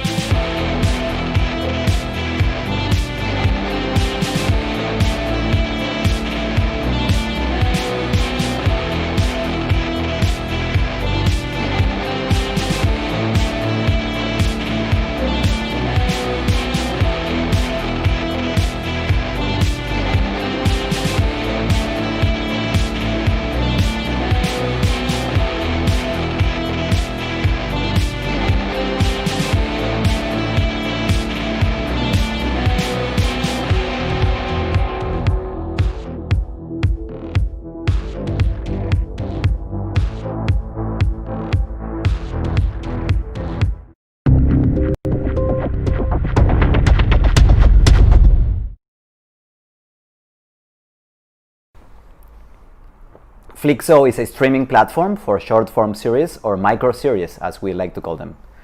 We started Flixo in 2016. At that moment, we thought that the existing streaming platform were old, and they were made with an adult as their target users. First of all, because of the subscription model, so you need a credit card and you need to pay monthly for that service. And the younger generations, they don't have credit cards, they need to ask for daddy's credit card in order to pay for a subscription. On the other hand, the platforms such as Netflix or Disney Plus or Hulu or wherever,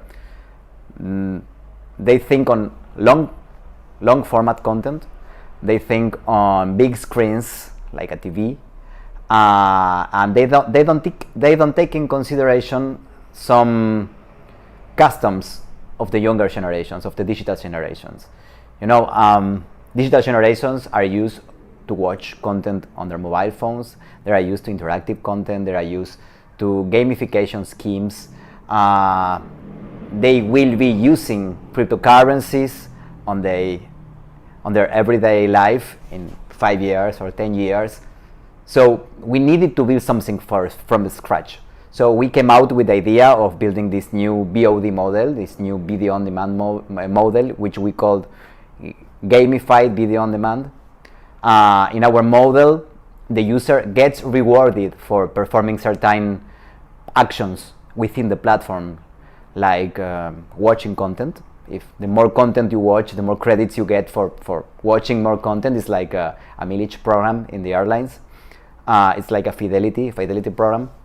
On the other hand, if you invite friends to the platform, or if you perform some social interactions within the platform, like suggesting our content or promoting our content on social networks, you get rewarded.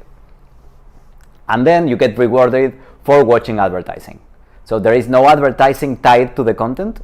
The user decides when to watch advertising and be rewarded for doing that. So in our model, the advertisers pay straight to the users for their attention.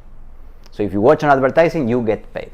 That's the new thing on our model. Then the user spends the credits he have earned for watching content. So he's paying to the content creator at that moment. Since we are using cryptocurrencies, since our credit called Flix is actually a cryptocurrency, just like the Bitcoin, the content creator is getting paid every time somebody plays their videos at that moment. It's in an immediate payment, and it's totally transparent because we are using blockchain. So we have built this platform. We thought that this content should be consumed on mobile phones mostly, even though some users can watch this content on their bigger screens.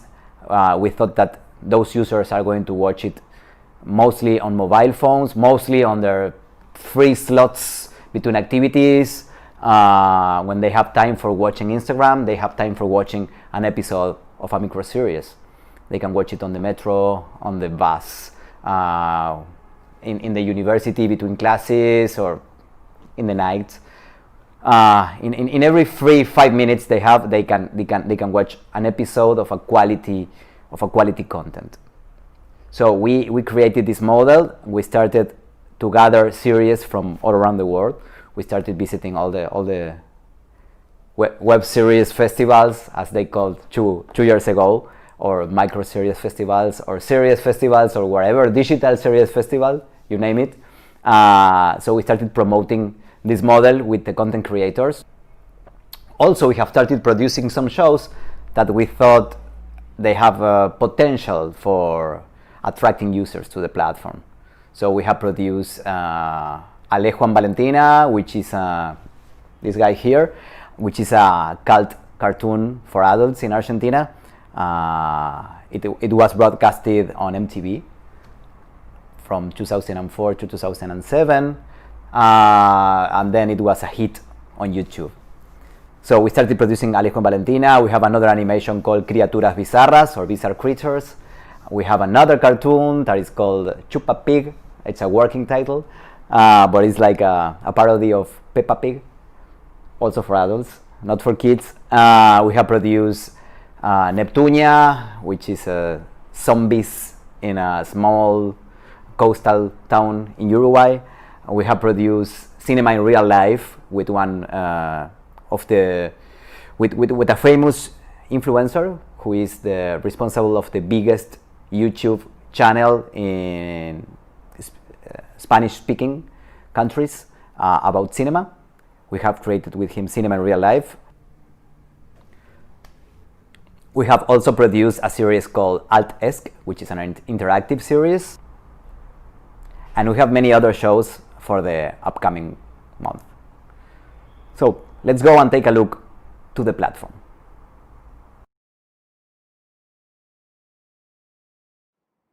Well, this is the mobile application of Flixo. As you can see, or you will see, it's similar to any other streaming platform that you know, like Netflix or wherever. You have the content separated in different categories. The only thing that is different here is that you have up here a balance. You have 15.69 credits or Flix. Okay? So if you want to watch content, you go to any content in the platform, like this one, 1 year without us. So you have all the episodes, and the episodes here are worth 50 cents of Flix. So if I have the Flix, I can go here and tap here to watch it. If I don't have enough Flix, I can earn Flix. How? Easy. you can watch advertising. Here I have an offering of 35 cents of Flix for watching a short ad. Let's watch it.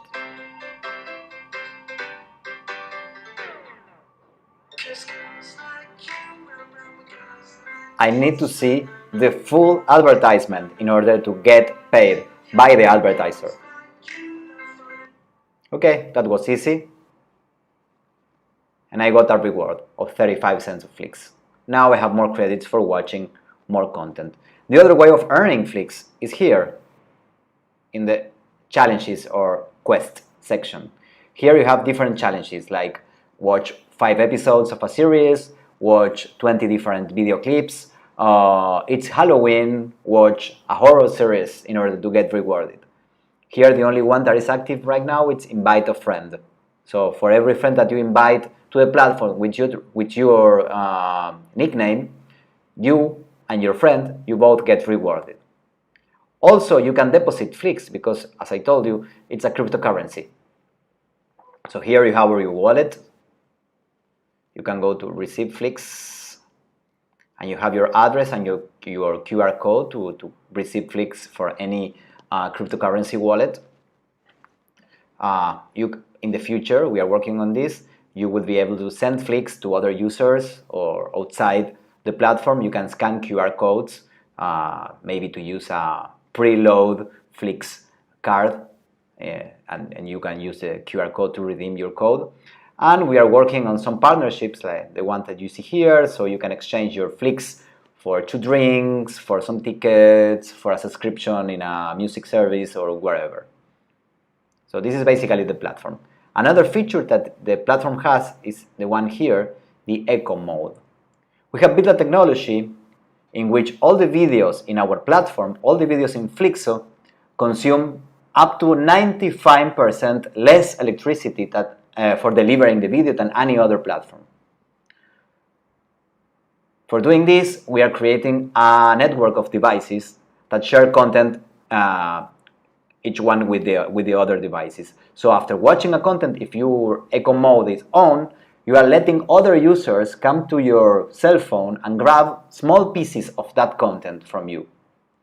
Not only you are saving the planet for doing this, but you are also getting a payment in Flix for improving the network. So this is basically Flixo.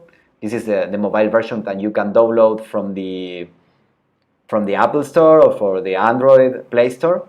It's available in both stores. Now let's take a look to the desktop application, which is used for content creators and seeders. Well, this is the desktop platform that you can download from Flixo.com. You can see it's similar to any other video platform out there. Here you can upload your videos. I'm going to choose one from my hard drive.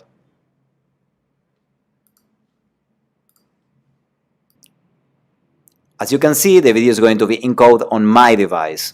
You can add a title description in English and Spanish and different languages. You can also upload subtitles, a cover. You can choose some thumbnails. But then you set the price of your video. The important thing here is that you as a creator can control everything. It's your content, your rules. So this is the price I'm going to charge for my video, 1 Flix. But you can also choose, you need to choose, how much of your revenues are you going to share with the network? What does this mean? As I've told you before, Flixo is a peer-to-peer network in which users get paid for being part of this network. So the more money you share with them, I'm going to share 25% of my earnings with the network. The more money I share with them, the more chances that my video get viralized and reach new users to get more and more views. The more views I get, the more money I make. It's important that you can also geo-block your content, so it's going to be available only in the regions that you choose. Here also you have the creator panel and the seeder panel in which you can control how you monetize your content, and you get stats from your users. We are about to release the platform in Argentina, then in Latin America in a couple of days. So we are very looking forward to it and to see the reactions of the users with the platform. There is a lot of expectation mostly because of Alejo and Valentina. Everybody's waiting for the new seasons of that show. So even though we are releasing the platform for Latin America, everybody can use it in any part of the world. Some content is geo-blocked, some content is available worldwide. So we are looking forward also for your feedback, for the feedback of the creators, and we hope to create a revenue for everybody and to be a success in the short term.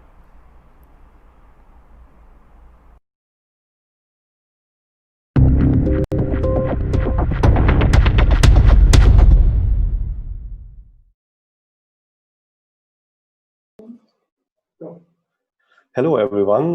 We have here Adrian Garelik for a question and answer. Thank you very much that you join us. Thank you, Changor, for inviting me again to your festival. Yeah, yes, of course. It is great to have you. Really great. And I have a question. Yeah. And this question is about what kind of series you are searching for your platform. Well, we are looking for series for young adults. I think that's the best target for micro series. I don't know if maybe my father is keen on consuming micro series, but I don't know if he's going to take his time to use his cell phone. I think he's more like adults are more into long form content. Like I want to sit down on my couch and spend 1 hour without even touching my remote control. So we are looking for young adults content, comedy, drama, horror. We've been looking for animation, but we want animation that is not politically correct. So basically, that's the content we look for. Okay, great. And what are the benefits for the creators on Flixo? Well, when uploading content to Flixo, you are in control, in absolute control of your content.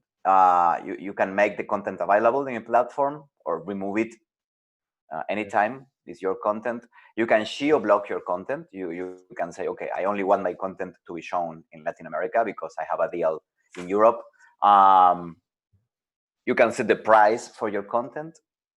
You know, you can say, okay, I'm not going to. Every time somebody watch my content, I want to get paid this. Then it's up to the users to spend that money on your content. But it's up to you. So, and you also get instant payment.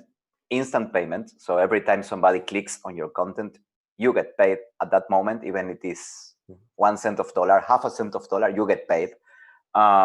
It's transparent because we do everything on top of blockchain. Blockchain technology is absolutely transparent. You get all the metrics of your content. You get all the data generated on top of how people watch your content, such like you have like engagement graphs. So you can see where people leave your content. Maybe it's in the middle of episode 3, you lose all your users, your consumers. Yeah. So you can use Flixo in many different ways. So if you have content that is not monetizing in certain regions, you can try to reach the consumer in our platform. If you want to test your content, you can test your content in some regions just to get some metrics and learn about how people watch your content, so you can improve it, you can change something, or even you can get metrics to bring your content to Netflix and say, okay, watch this. 30,000 users have seen my content, and everybody that watched first episode, 90% of the users watch the full series. So yes, that those kind of, if you go to Netflix and speak to them in the way they understand you, the way they speak with numbers, yes, it's easier for you to get a deal. Okay, thank you very much. What if I understand right, you are also searching for series in any languages, not only in Spanish, or also yes, in English and other languages? Yes. We've been subtitled everything. Yes. We got series from all around the world, from Germany, from Italy, from the States, from Australia. So we spend some time adding subtitles to all the content because we are mainly starting our user acquisition communication campaign in Latin America. So we need Spanish subtitles. The platform is available worldwide, but we are looking for our first users. We are starting a marketing campaign in Argentina first, and then in the rest of Latin America this year. Yes. Thank you. I just recognized heard you say to your content web series micro series, and just 2 days ago we had also this panel about where's the web series format going, and because of that I have a question to you: why you call them micro series? It is really a serious question because we have so many names for web series, and for me it is really interesting. Well, web series is old. The name web series is absolutely old. Everything is web right now. Netflix is web. Amazon Prime is web. Hulu is web. Disney Plus is web. Everything is web. So we stop saying web series. And then short form series. You don't speak like that to a final user. Hey, do you want to watch a short form series? So we came up with this idea of calling the series micro series. You have mini series, you have series, you have super series in the industry, but you have also micro series. I think the concept is easier to understand. It's a small word that people could quickly adopt. Yes. So we start saying micro series, micro series, micro series. So it is about to communicate the format. Yes, to communicate the format to the final user, to the consumers. The consumers. Because I can speak about short form series in the industry.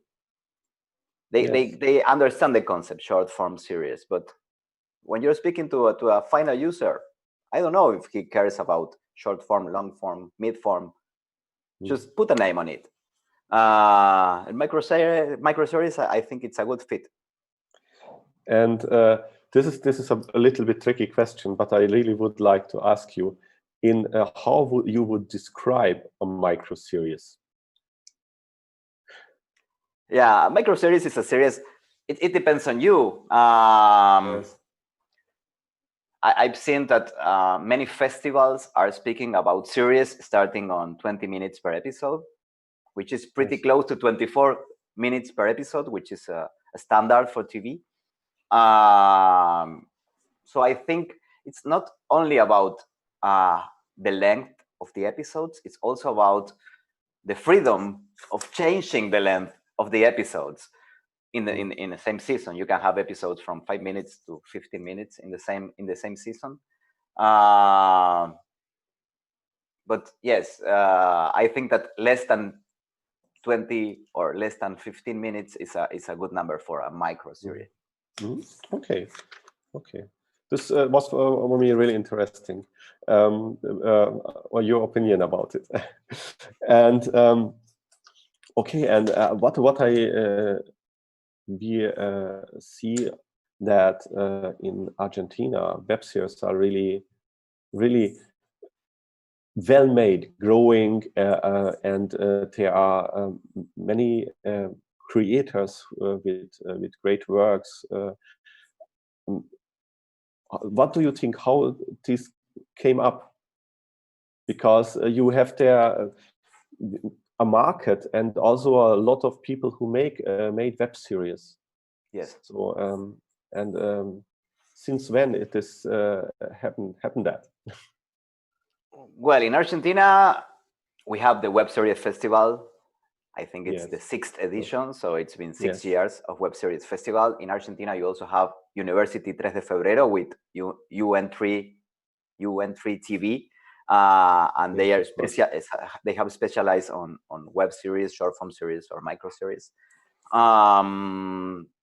In Argentina, we also have a national institute subsidized all the audiovisual creation in Argentina, including short form series, web series. I think they still call them web series. I have a conversation with them with the institute some months ago, and I told them about the micro series, and they took note. So I think it's interesting because we have a lot of universities of cinema here, a lot of students. So I think a short form series is a good approach to the industry. Yes. You can get a subsidy from the government. It's the same road that you do for making a movie or a series. You can get a subsidy from the government. You need to hire a team. You need to produce professionally in order to get that money from the institute. So I think it's great, and many voices in Argentina are using web series, including many famous actors, producing content for their channels on social networks or whatever. So I think Argentina, I think it's one of the biggest producers of web series around the world, and it's going to grow. It's only going to grow. Yes, thank you. I wanted to say, can I watch Flixo also here in Germany? Yep. Yes. Yes. Okay. We have two other. We have created a technology in Flixo which is more sustainable than the technology that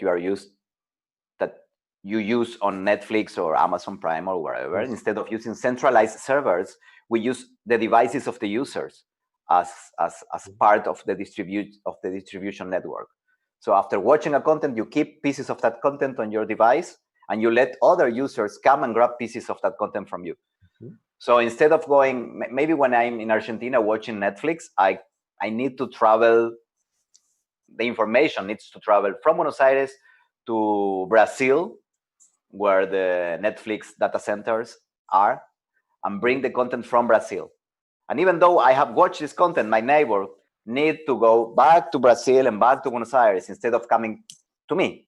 I'm sitting next to him in a coffee, or I'm his neighborhood. He lives in the same building that I do.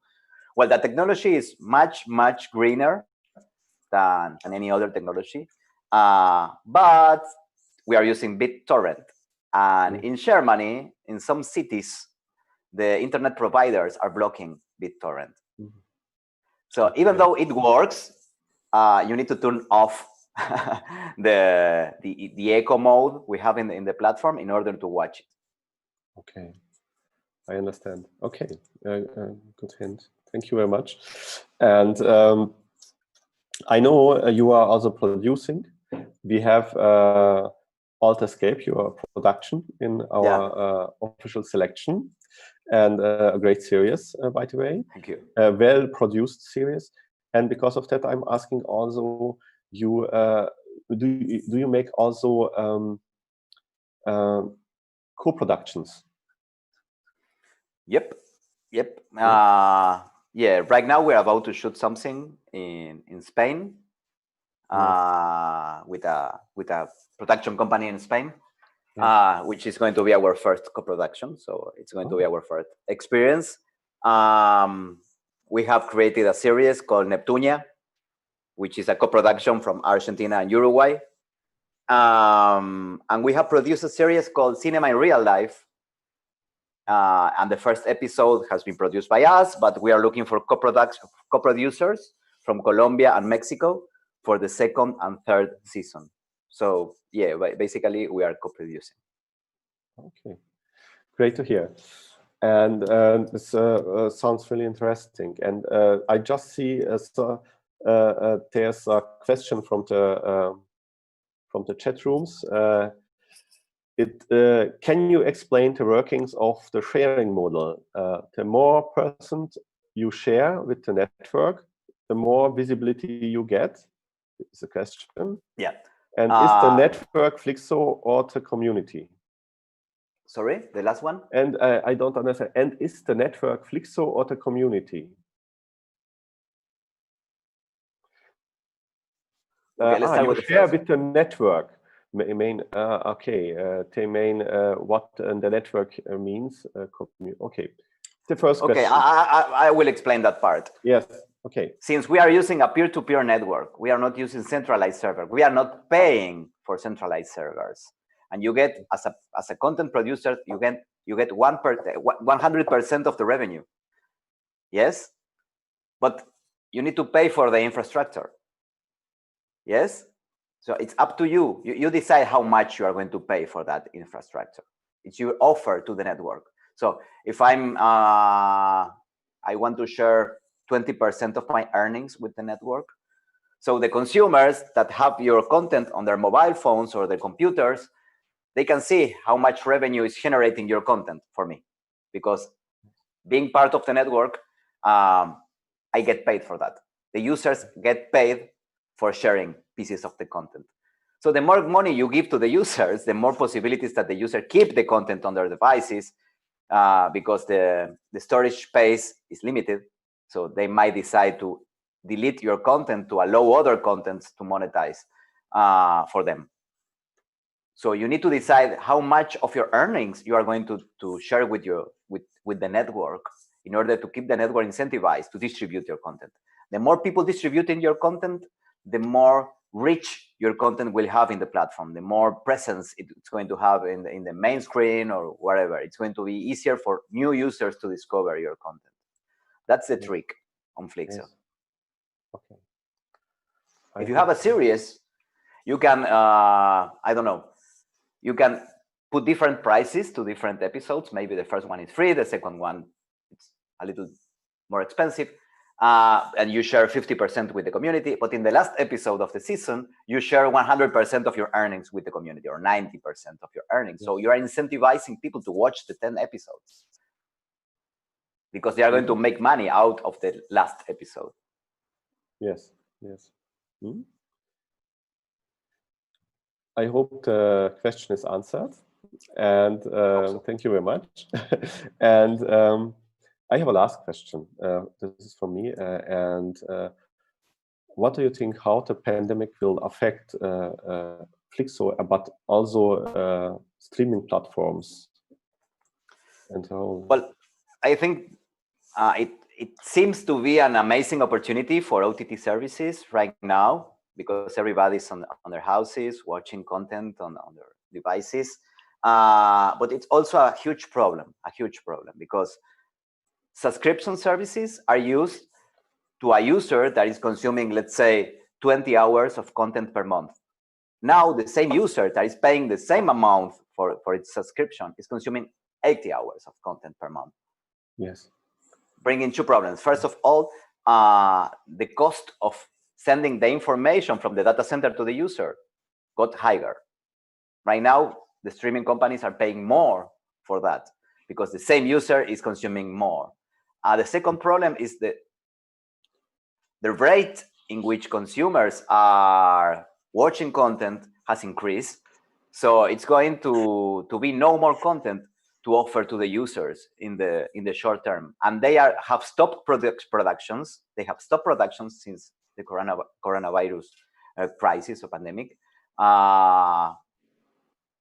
So I think there is going to be a huge opportunity for content producers, because there is going to be a huge gap to fill. In the case of Flixo, since we don't have infrastructural costs, it's the same for us, since our model doesn't rely on subscription. It's the same for us. The more people watching content, the more money we make. The more people watching content, the strongest the network gets. So for us, yes. This is an opportunity to prove the model. It's an opportunity to prove the technology. Yes. Okay. I understand. And we are also, it is over, our time is over. So I wanted to thank you. Thank you very much. Thank you very much for your time and that you participated at the Seriale 2020 in this way, also affected by the pandemic. And yes, and yes, thank you very much. And hope to see you soon also here in Gießen next year live. Yeah, next year I'll be there for sure. Great. Thank you very much. Thank you, Chandler. Bye-bye. Thank you. Bye-bye. Bye.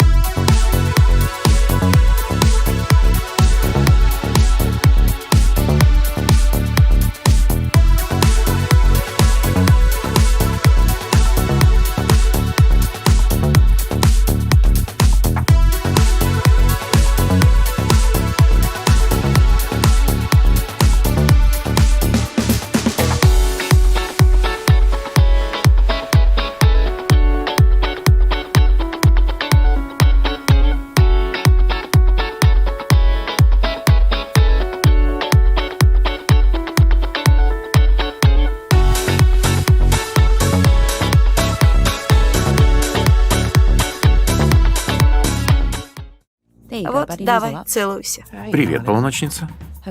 Ее отец Эндрю. Честный, хороший человек. Чем занимаешься? Десексифицируется. Поймет ли он это? Вряд ли. Такое слово вообще есть? Теперь есть. Так и появляются новые слова. Кто-то скажет, и оно останется. Снова записываешь свои мысли? И именно этим она и занималась. Делаю домашку. Спать иди, гений.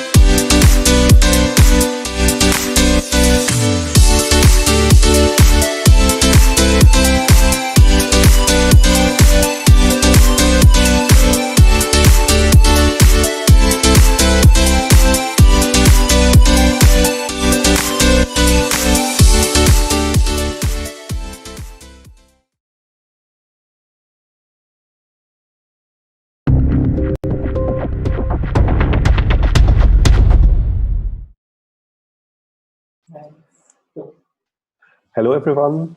We are here with Natasha Gregorieva from Chill and also from Realis Webfest and from the Digital Reporter. And this was a really great surprise that you make this new platform. And I wanted to ask you how you came up with the idea and why. Hi, thank you for having me here. It's really cool.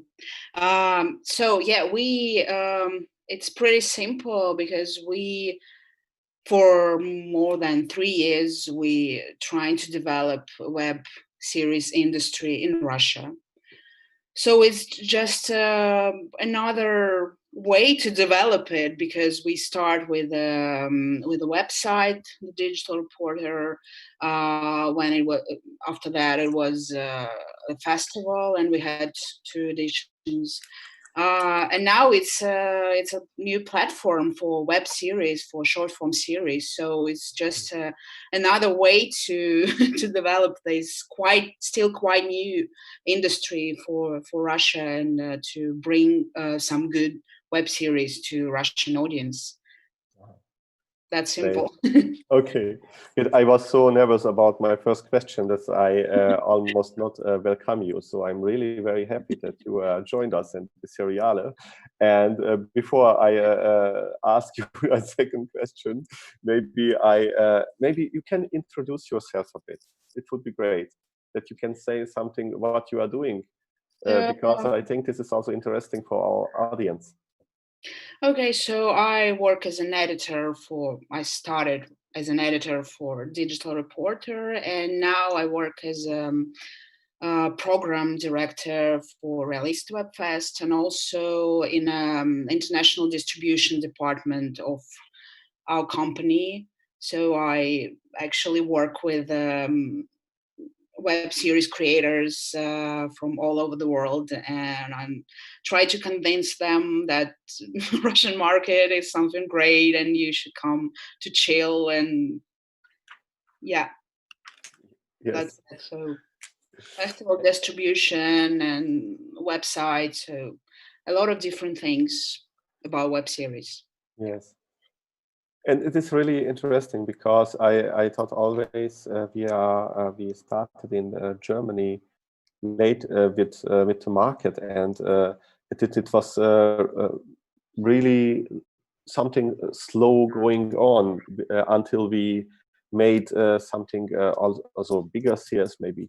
But you started it for me. It looking like this. You started immediately very big, and there are great Russian series out there. And Realist Webfest started. You are 2017. 2017, yeah, 3 years ago, yeah. And because of that, I wanted to ask: since when are web series in Russia popular? Oh, they're becoming more and more popular, and I believe that we helped them to become popular, because when we started, it was something completely unknown for an audience. It was like some series on YouTube, you can't find it. It's just for friends and family, and we made a festival, and yeah, people loved it, and now it's like a developing market, because first the creators, they believe that format is something they can work with if like they don't have they don't want to wait for some big producer to come and to pay for their big movie or big TV series. It's a good way to put your idea on screen.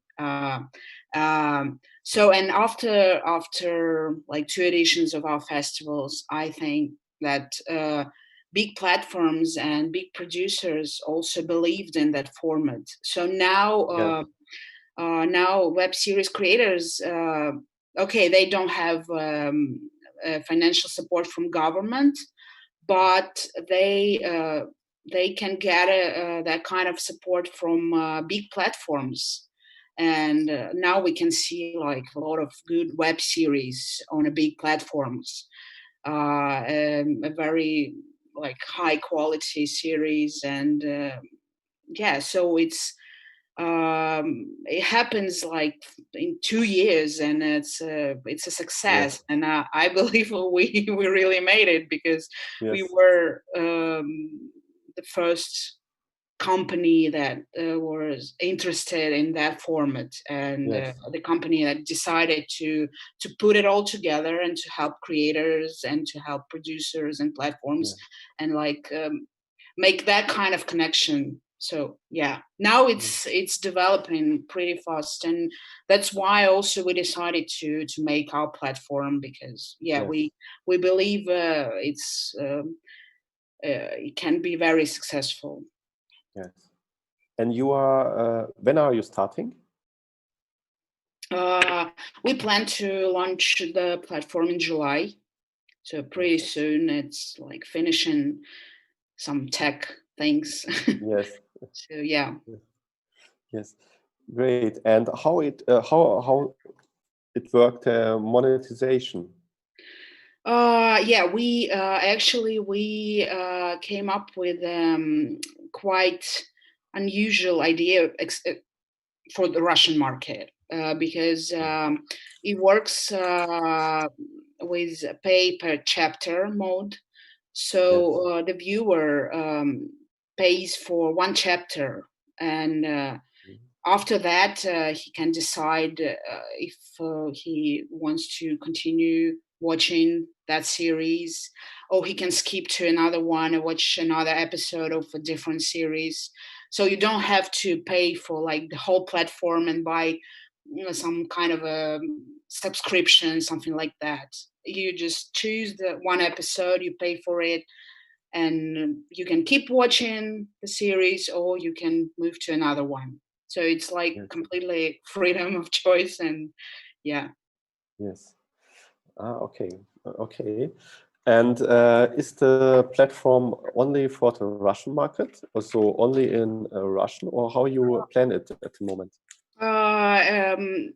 We will start with Russia and Russian-speaking neighbor countries. So yeah, it will be available in Russia. So so that's why we are making dubbing, translation. We adapt all the materials, because it's really important. And sometimes even subtitles are not enough for Russian audience. And the best way to reach viewers here is to dub the series. And yeah, we make a really good dubbing. We working with professional artists, companies. So yeah. And now we start with Russian speaking countries, but we plan to move like to reach the rest of the world, but maybe some different way. I mean, kind of a franchise. We plan to probably sell a Chill to different countries, and to give local companies the right to use that platform and that model. And yeah, so it's kind of a franchise, but it's the future. It's our plan. Now it's Russia. Yeah. Yes. That means me as a creator, I can, if you are interested, I can bring my series to Chill. You can bring my series to Chill, and it will be translated to a Russian language-speaking audience. And so I have a new market for my series. It's yes. Yeah, that's it. Okay, it's really interesting. It is because I think this is a really also opportunity for creators to explore a market. I know that if you have a series, you never know where's your audience, and so maybe someone like your series there. So it is. That's the idea, because it's huge. It's a potentially huge market. You know, a lot of potential viewers. But yeah, you don't know how to reach them. Yes. And we just gave that opportunity. Yes, you are. Yes, you are the experts for the market. Yes. So okay, and what if a creator wants to contact you? How can they do it now, or are you searching for project at the moment? Yeah, sure. We are looking for new projects, and we keep like collecting the catalog, and we want to make it bigger. You can reach us on social media, Realist WebFest social media.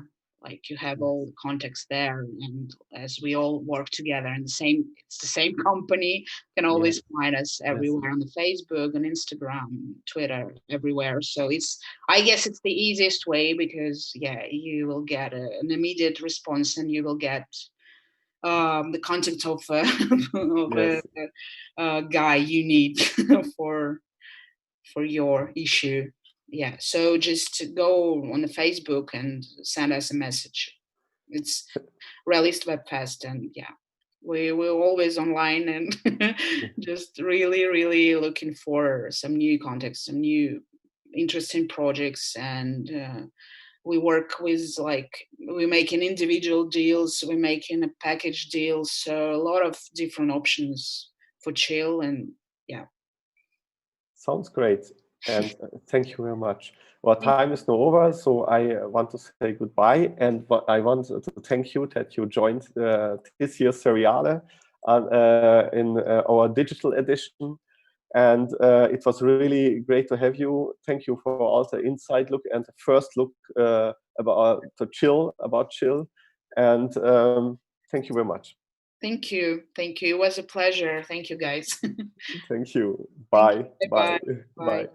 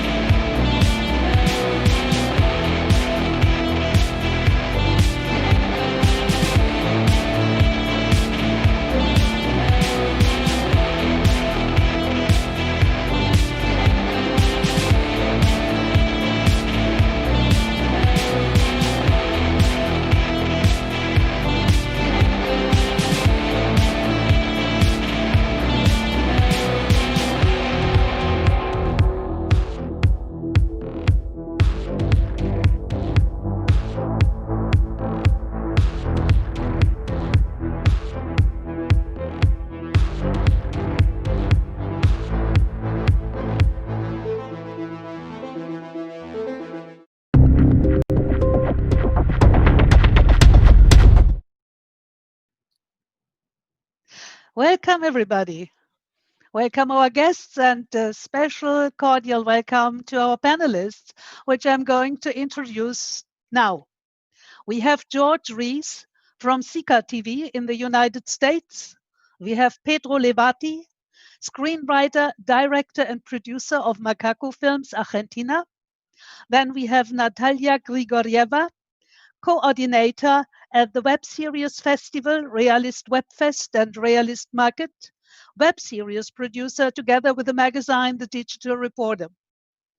Then we have Yang Men Kang, producer YMK Productions, distributor and sales agent of KTH VOD, and director of the Seoul Webfest in South Korea. Well, as we just listened to the presentation of Natasha with Chill, I will start with her.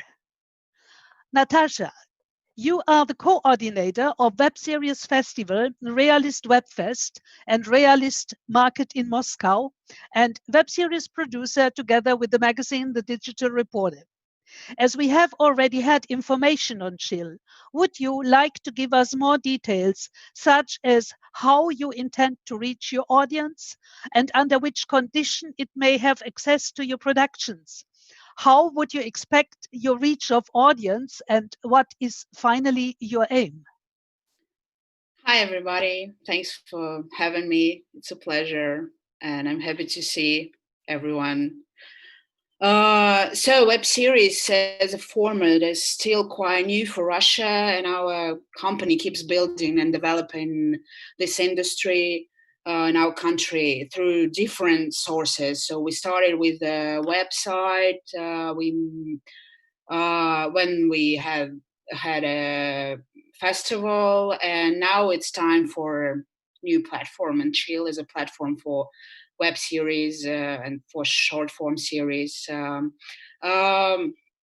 If we talk about audience, the target audience, it's of course a younger audience, 20 to 35 years old people. They who love cinema and who know it quite well, and they are ready for new forms of cinema. So and we are making some researches, and they are looking on how these people act online, what they are looking for, what are their interests, and that just helps us to build a better marketing strategy.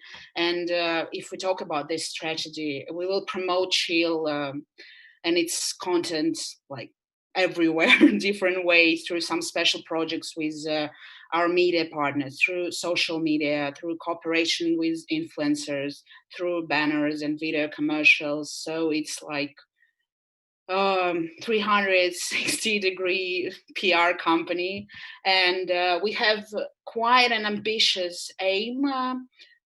So we plan to launch the platform on July, and to gain at least 1% or maybe even 2% of the Russian market till the end of 2020. It's going to be hard because considering the current intense growth of the online video services and OTT platforms, but we will cooperate with them as well to make some special projects together, some special packages and offers for our viewers. So it's also a part of a marketing strategy. And the last but not the least, what is special about Chill platform is our revenue share mode. It's quite new for Russia. It's different from the modes that other platforms offer, and it's quite transparent, and the creators and producers will be interested in promoting Chill, because that way they will promote their own series, and that helps them monetize their content and find the audience and viewers. That's it. I don't know if I answered. Thank you. Yes, thank you very much. And well, for the start, we wish you all the luck and keep our fingers crossed.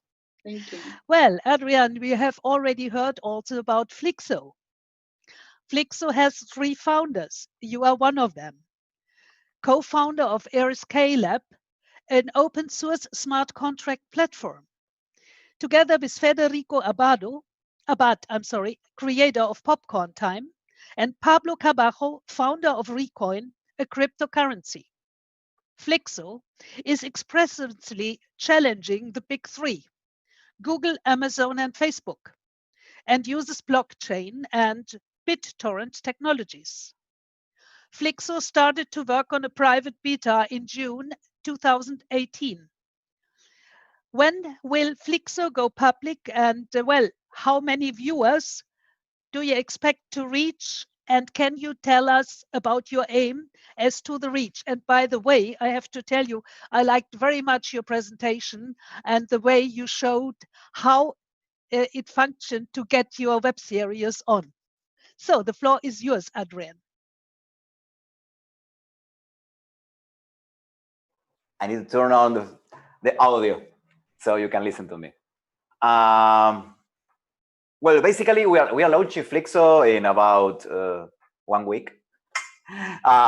We expect to have everything ready by June 15 and start marketing and communication and PR and promotion on June 22.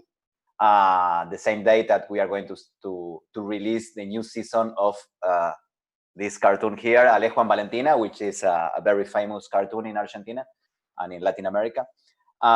We expect to reach, I don't know, 50,000 users by the end of the year, only in Argentina.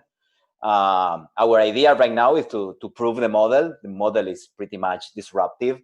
We use cryptocurrency, we reward users. The platform is transactional, it's free for everybody. The technology behind the platform is also new. We use a sustainable peer-to-peer network. So we need to prove the model in Argentina first. That's our aim for 2020. And on 2021, we are going to start replicating the communication. If it's successful, we will replicate it in Latin America. We are already speaking with some of the major players in Colombia, Mexico, Peru, Uruguay. So we expect to release the platform for all Latin America by next year. That sounds terrific. Buena suerte. Thank you.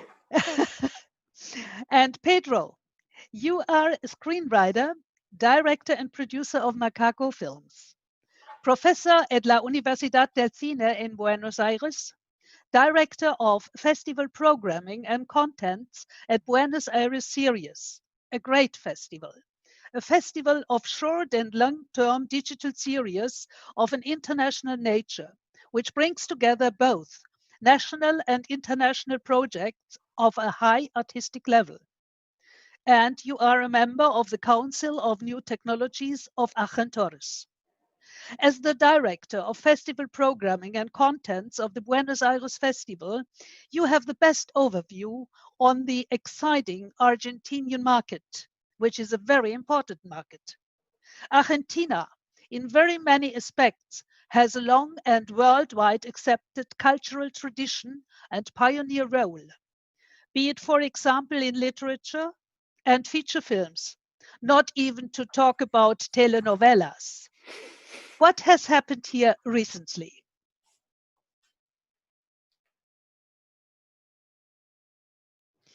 You have to open your mic, Pedro. Sorry, it's an Argentinian classic, not to open the mic. Well, as you said, yes, I'm part of Buenos Aires series. Every year we receive a lot of series because we have I don't know if because of that, but we have free submissions. So every year we increase the amount of series that we receive. Every year we receive around between 600 and 700 series from all around the world, not just Argentina, but yes, we receive a lot of short form series from Argentina. And well, always since these years that we organize the festival, we can have some conclusions about the market and about the kind of creators that we have. As you said, yes, we have a really interesting culture of artistic culture, and in future films and the audiovisual industry here in Argentina is really interesting. You have a lot of creators. Now is a special moment because of the COVID, and everything is changing. I think maybe the people, the audience is also changing, because they are realizing that the market is changing, and how they can consume series, and also what kind of series. From the beginning here in Argentina, we never thought this short form or micro series as a worst format. We always have great actors and great people, also famous people in Argentina doing short form series, because we never thought that it was like a less format. I don't know if you can understand what I'm saying, but from the beginning it was like we have a lot of viewers and platforms nowadays here in Argentina. Big companies and big platforms are producing series, short form series, and I think we have a rising market, so that is really interesting here in Argentina. And also, as Adrian was saying, trying to start connecting all the countries in the region and also in the world. This sounds very interesting. Yeah, I think the cooperation on the Latin American market will be very interesting. Mexico, then of course the other countries. You will have a lot to join before you go really out to the other continents. Well, George, from whom we had the presentation as well on Sika. This platform was founded on March 15th, 2017 in Austin, Texas by you and David Bagley, a veteran tech founder joined by Donald Ferguson with over 30 years of experience leading technical projects in technology. You, George, came with the experience of independent filmmaking for over more than 25 years. Together, you had the intention to solve all aspects of web series delivery, including audience growth, audience engagement, and monetization, and the claim to serve both content creators and viewers. Well, and I have to say, I liked your presentation, George, and I liked what you said about the monetizing stream. We'll talk about that later on, okay? Okay. But would you now please give us more details and tell us about your audience and the reach? Well, our audience is primarily English-speaking countries, so mostly United States and Canada, also a little bit of Australia, a good number in the UK. Outside the English-speaking world, I'd say India is probably our number one non-English speaking market. But realistically, it is I'd say the bulk of our audience, 90% is United States and Canada, with our audience being about 60% US, 40%, of that mix, 60% US, 40% Canada. We came into this thinking that the audience was primarily going to be, in the 20 to 30-year-old range, or under 35 essentially. That's actually turned out not to be true. The audience is actually a bit older than we came in and expecting. I'd say, we don't, talk about absolute numbers, but we've been growing steadily since we launched in 2017. COVID-19 has actually caused a significant jump, which, I guess is a silver lining for us. But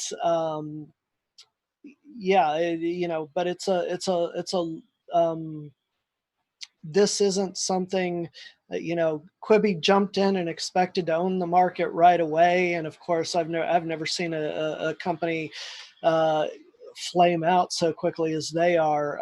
This is a long game that we're playing here. It's, we launched publicly in 2017, but we've been working on this since 2015. So, basically 5 years, and we're not near the end. So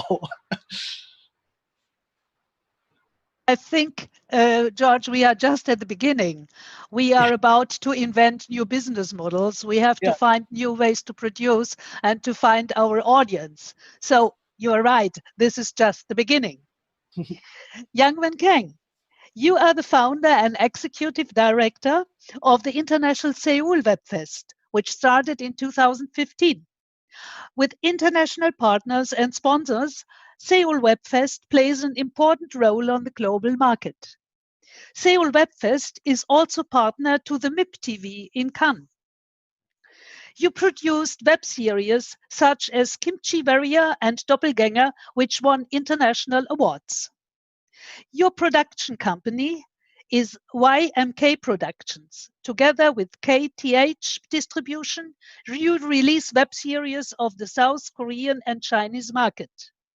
And I may add, you also co-produce with Jongo Dorotka, Tobago's Lottehaus. And we would like to ask you, could you give us more details and tell us about your audience and your reach, and what is your aim? The floor is yours. Okay. Okay. Thanks for having me. The first, good to see you here. And wow, you research a lot. So, and okay, South Korea is very interesting country. They very want to change a lot. Also, they like trend each time, and especially technology, also the K-pop, and then even film. Now it's like a short form. So we are pretty lucky actually in Korea doing all the web content right now. So a couple of days ago, I spoke to distributor executive said actually the viewer number is increased during the pandemic, maybe 10 to 20%. And then maybe he said more increase like view numbers. So it's good for us actually. That means like more people watch it. And then also the Korean government and then all the big corporation company, they are very interesting short form. So good news, actually, they are using the word short form. So they don't know what was a web series, but they called it web drama, but now they called it short form. I think they are attending at the Cannes and they got the idea what they're using the word short form. So now the short form, that word getting very popular in Korea. So that's why I'm doing like a lot of things, running WebFest. WebFest was very important key. Through WebFest, I can get all the contents from international. So through submission, KTH and us, we select some distribution contents, and then we distribute the Korean market first through a smartphone the app. Actually, a lot of people, a lot of young people, even now, or even old people watching slowly the app. So I think it's a really good chance for the reach the Korean, also other Asian market from international creators' point of view. So that's why I'm so busy these days to set up, arrange those things. Yes, that sounds very interesting. And I think that the pandemic, well, it gave the short format a big chance, let's face it. Yeah. Well, I would now like to ask you all, how do you distribute web series? And what does your revenue stream consist of? And how do you share it with web series producers? My first question goes to Natasha, but before you answer the question, there's something which I found very interesting in your presentation. There is the mentioning that the distributor you work with, HG, in Canada. Could you a bit explain this role? Yeah, we just made a deal with HG Distribution. We bought a package, like around 50 titles, and it will be on chill. Yeah, that's it. And we continue working with them, and they now like working on a new package for us, and we will discuss it. So yeah, it's one of the companies we are working with. Okay. Yeah. And please tell us more, I'm sorry, about the reach. Yeah, so as I said, the chill revenue share mode is quite unique for Russia. And we will work with pay per chapter mode, so viewers can start with only one episode and not pay for the whole series if they don't want. So the reason we choose that mode is it is because the audience is quite I talk about Russian audience is quite tired of a lot of subscriptions, because sometimes you just need one series and you pay for the whole month on a platform. You watch your series and you forget about the subscription and you forget to unsubscribe, and the next month the payment comes and you just piss off. So we want to give a viewer kind of a freedom, and because other platforms, they're pushing you to pay for the most expensive subscriptions, stuff like that. So comparing to that, Chill has a very honest mode.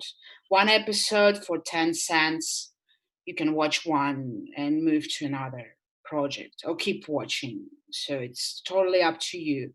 Because for us, as I said, the main priority is to keep viewers making their own choice.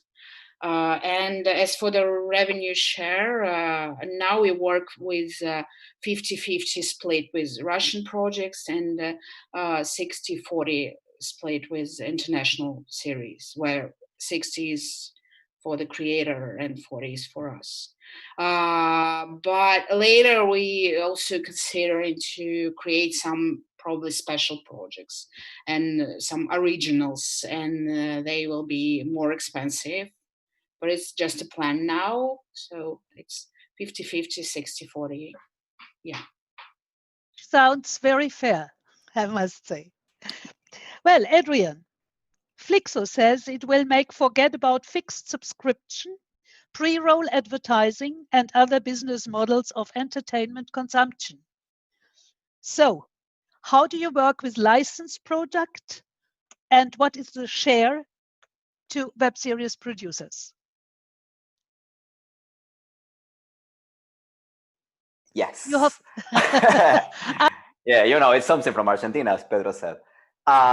In our platform, we give away 100% of the revenues to content creators. We have mixed some of the most popular revenue models in the platform. You have AVOD or TVOD, which is transactional video on demand, pay-per-view, or advertising-based video on demand, in which you have advertising in the middle of your content. So in our platform, you can ask to be served with advertising anytime you feel like. It's the way that you earn Flix that you use to pay for the content. So basically, advertisers are paying final users for their attention to their commercials, which is the same revenue that most of the AVOD platform have. But instead of that, the revenues are for the platform, and then the platform shares some revenues with the creators. Here, the revenues goes to the consumer, and the consumer pays to the content creators. We are not in the middle of the transactions. So basically, it's the most transparent way for users to engage with creators. It's the most transparent way for creators to make money. So basically, the basic revenue stream of the platform is advertising, and creators keep 100% of that revenue. That sounds very good. Yang Kang, how is the way you share with producers? For us, actually through KT, one of the biggest telecommunication company in Korea. So they have a major, of course, platform, and then also other partners, about 10 other big other platform as well. So sometimes they work together, and then sometimes, work individually. So after that platform, also they sell the content to still the cable TVs. Still a lot of people watch cable TV, and then also IPTV. That's why I ask creators sometimes, give us the materials, make a 30 minutes combined. It's like a TV format. So that's why I gather from creators. That way we can reach more the market. So that's the first Korean market. Then after that, go to other Asian countries. So all we share the 50-50. But thing is, translation is like crazy. I know. I mean, also other you guys, even Argentina or even Russia, also maybe a lot of a headache, right? Like translation. We hate the dub because we used to watch a lot of Hollywood movie and other international films, and then we want to hear the original voice. So we don't dub. So we just translate into Korean, and then all the Korean subtitle. That one's a lot of hell works. That's why I ask creators provide me a time code, those kind of stuff. And then so each 6 months we monetize, and then all platform get together, then pay to the creators. So far some creators already paid. Is good news. They touch the money. And so far we have the first session we got 20 title. Now we made a deal another 20 title. Actually right now working for Korean subtitle. It's going to be released I think about November or December. Then maybe next year we try to get another 20 titles. So it's increasing every year. Sounds great. And what is your revenue stream consisting of?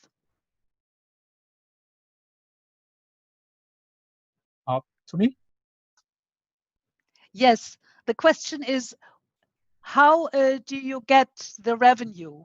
Is it AVOD? Is it SVOD? What is it? Oh, we do like everything. Like, for example, there's some platform have a streaming. Also, some platform have also download. Also, some platform have advertising. So we have all depends on, because we have 10 different platform. So the all different the money source. So, and then even the cable TV is a different source. I already mentioned. Also, IPTV also different the source. And then some also platform monthly subscribe as well, and then also download. And yeah, so we have a variety of a platform. Okay, thank you very much. I understand. George, I mean, your presentation was so interesting, and I'm grateful to your explanation re AVOD and SVOD. I fully agree to your assumption that we have to find new ways.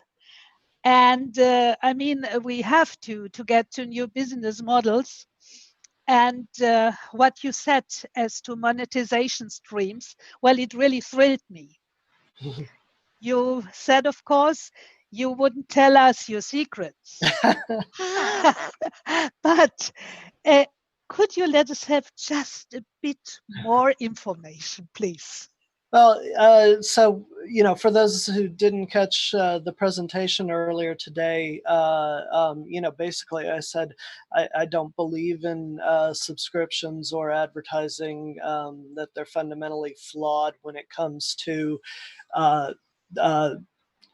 you know, things that aren't cinematic stuff or sports or niche content. So stuff like the short form episodic, which sort of begs the question, okay, you don't believe in those two main things. What are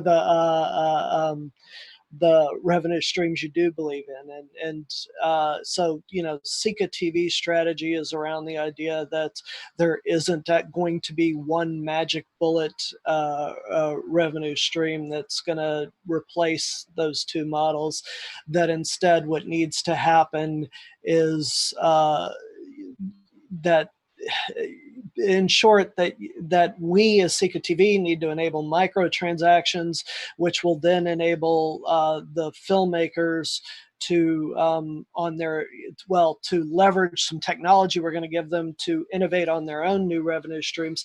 But you know, of course, we're going to provide about a dozen different revenue streams of our own that'll replace them. So, you know, the first one that we're going to be rolling out towards the end of the summer, maybe you know, August, September timeframe, goal to be launching it around the Minnesota WebFest timeframe in September, is an agency brokerage platform that really brings together ad agencies and stuff together with the independent filmmaker, so that there are like three different things that platform will enable,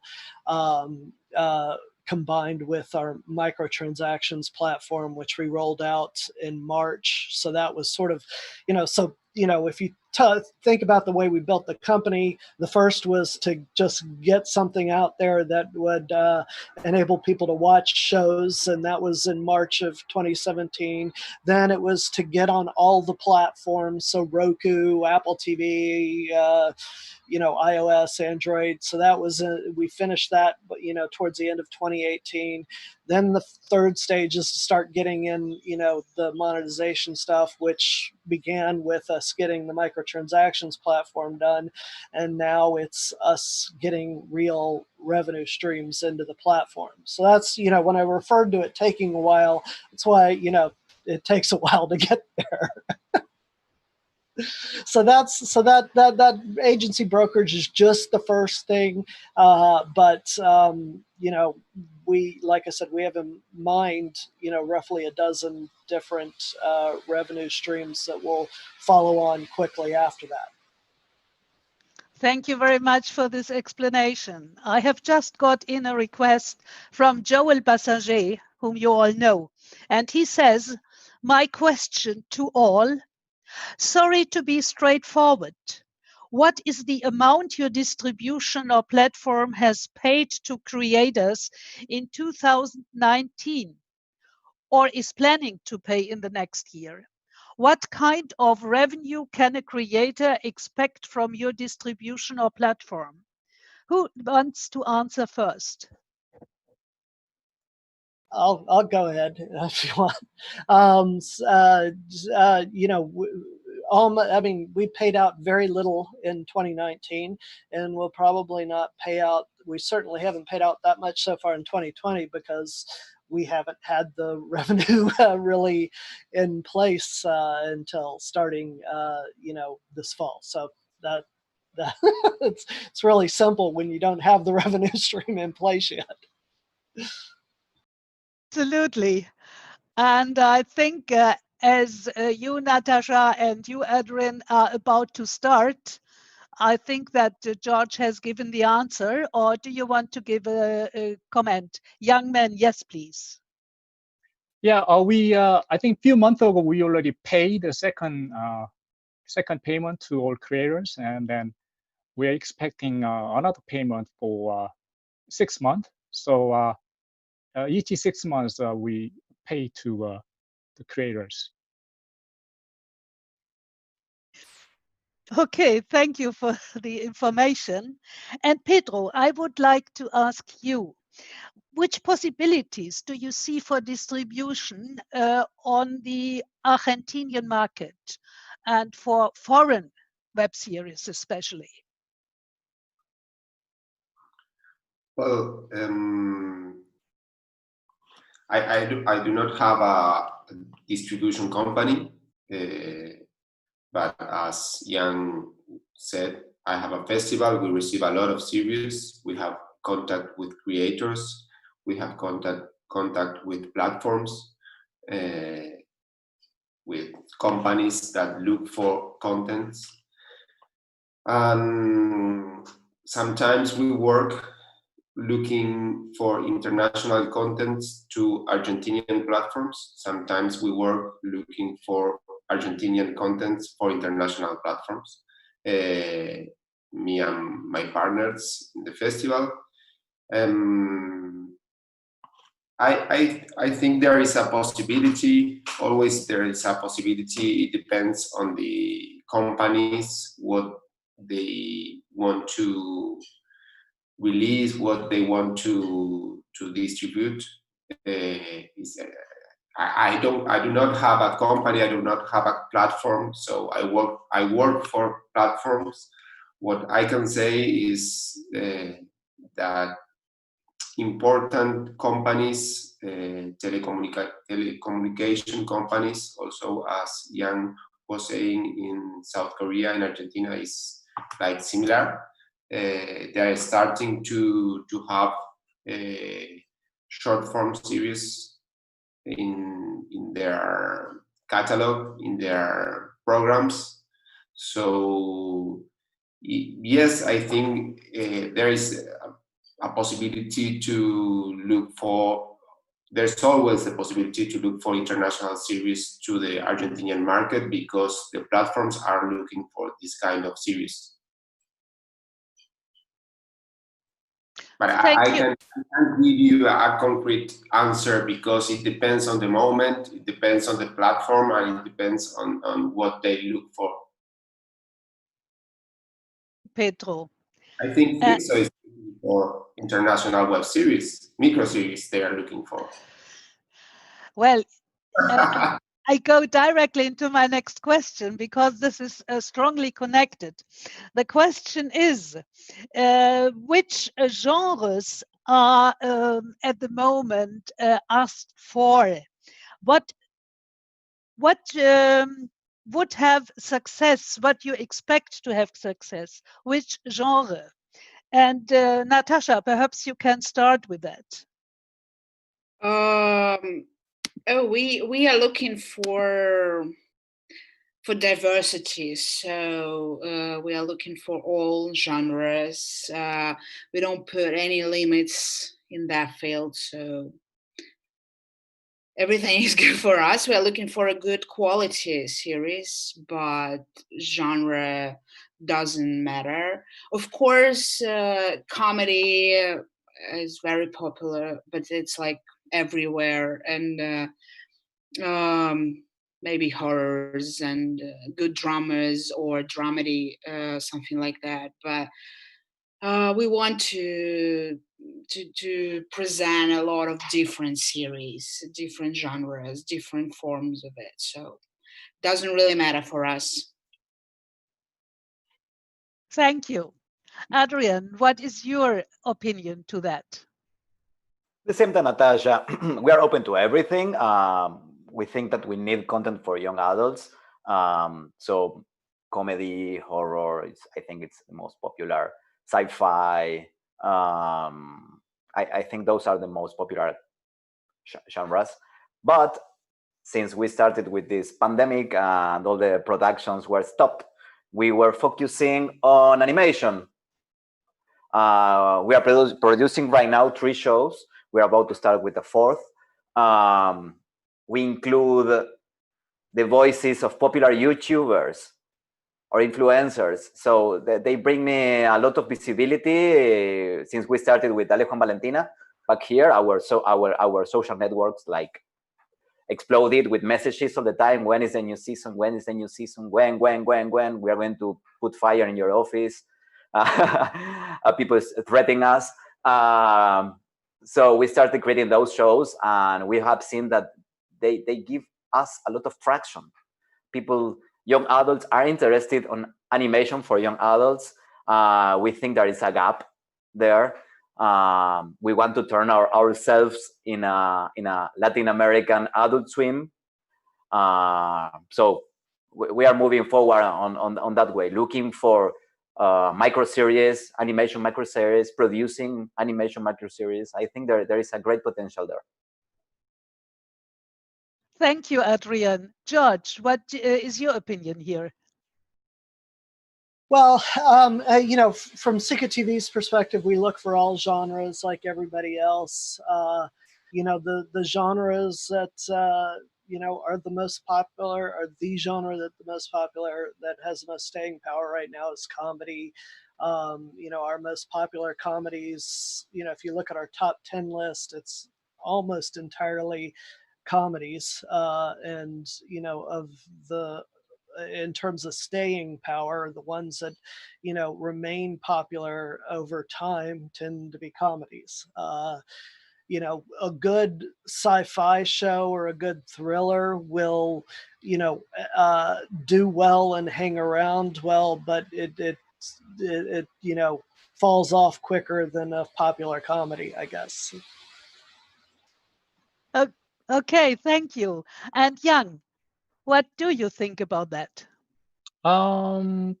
Actually, we are doing only the narrative like a series, because we don't do documentary and the reality.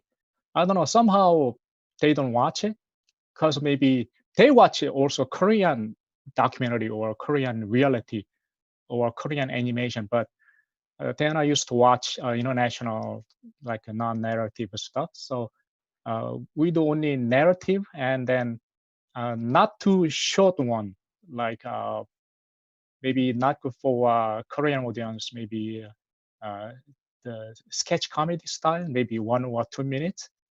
Maybe it takes time, maybe. So the perfect format is still 10 by 10. So perfect, or maybe 10 by 5 at least. Certain amount of good the drama. Actually, the genre doesn't matter, like comedy or drama, horror or thriller, action. But actually, maybe some genre like thriller, action, sci-fi might be great for Korean audience, because most of Korean short form content is a drama. So might be for Korean audience, they have different experience through different genre from international. You young man. Pedro, you can suddenly tell me as a festival director, which formats did gain most success? Which formats, which genres were mostly well received? When you talk about format, you talk about the length? I'm talking about the content. No, because you were talking about genres and yes. I talking about what all of you were talking and also about the question. I think, well, we receive all the genres and of course comedy and horror, as Natasha was saying, but I think something related with the other question to the other guys. I think all platforms have to have all the genres, because maybe 10 years ago the audience used to look the content they couldn't see they couldn't watch in the open TV, so they look like alternative genres or different contents. Nowadays everything is VOD, so the audience is big and big because the mode of consuming audiovisual content is VOD. So if you have a platform, you have to think in different audience with different genres and with different formats. So regarding the question about the festival, we are receiving more documentary. Also 3 years ago, we decided to create categories for documentaries. Also animation, I think we are receiving more, but we receive everything because there are creators trying to tell their stories, and some of them want to do comedy or drama, or so.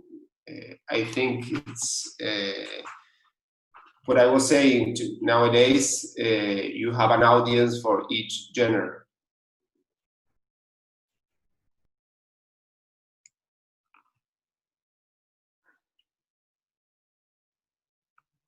Giselle, you are mute.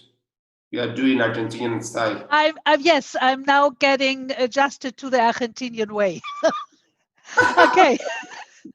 How do you see the prospects for web series in your territory, internationally and with co-production? Natasha, please start. Of course, it depends of how the Russian market will react to Chill, because it's not on air yet, so we have to wait a bit. We believe in short form series as a new format, and we believe that it needs a place to be presented in the best possible way, because it's hard to find it for the viewer and it's hard to promote it for the creator. And we already have some experience in that field, and we are doing the festival, we are visiting other festivals, and we have a lot of amazing friends creators, and we just want to make their work visible for Russian audience. And we will start with, if we talk about international projects, we will start with package of international series, because, as you know, we already made big deal with Canadian distribution company, AG Distribution, and with the Korean company, KTH. Thanks to Young Man, he helped us a lot. And I hope soon we will make deal with Pedro and Martin and their company, and it helped us with the South American market. So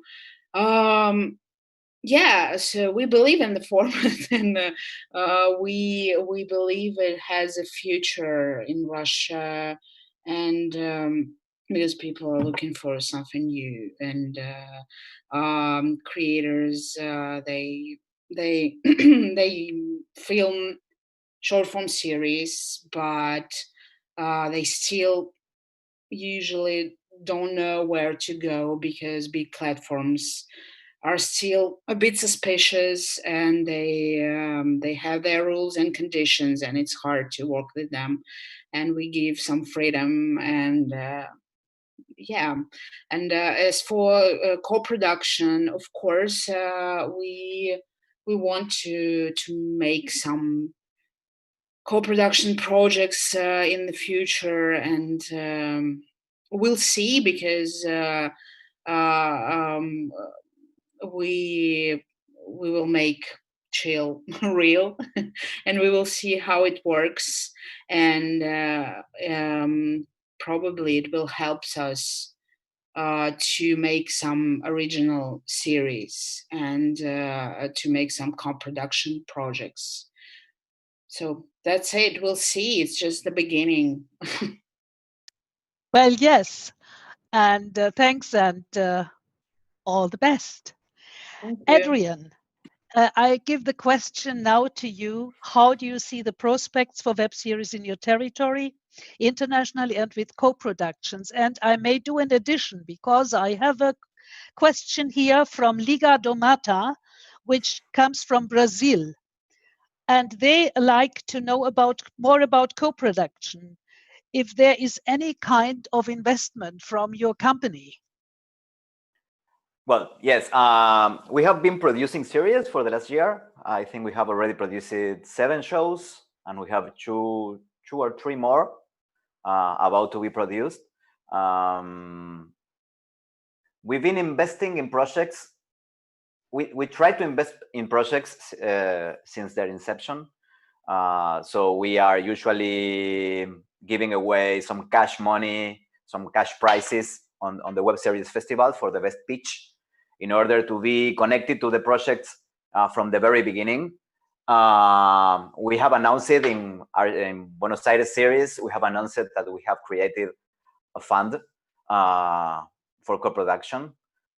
We started the fund with $60,000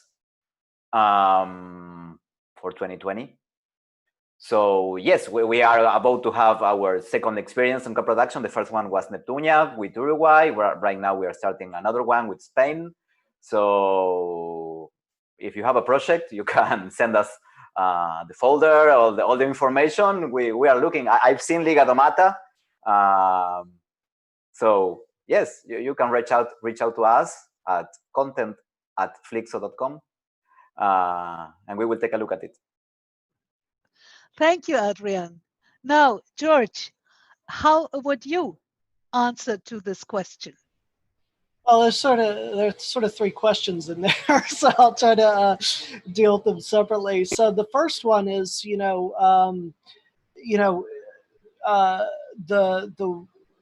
interesting thing about us, I suppose, as an American company, is how much of our audience is Canadian, and I think that's because the Canadian market is, there's a difference in the Canadian market and the US market in terms of readiness for the short form content.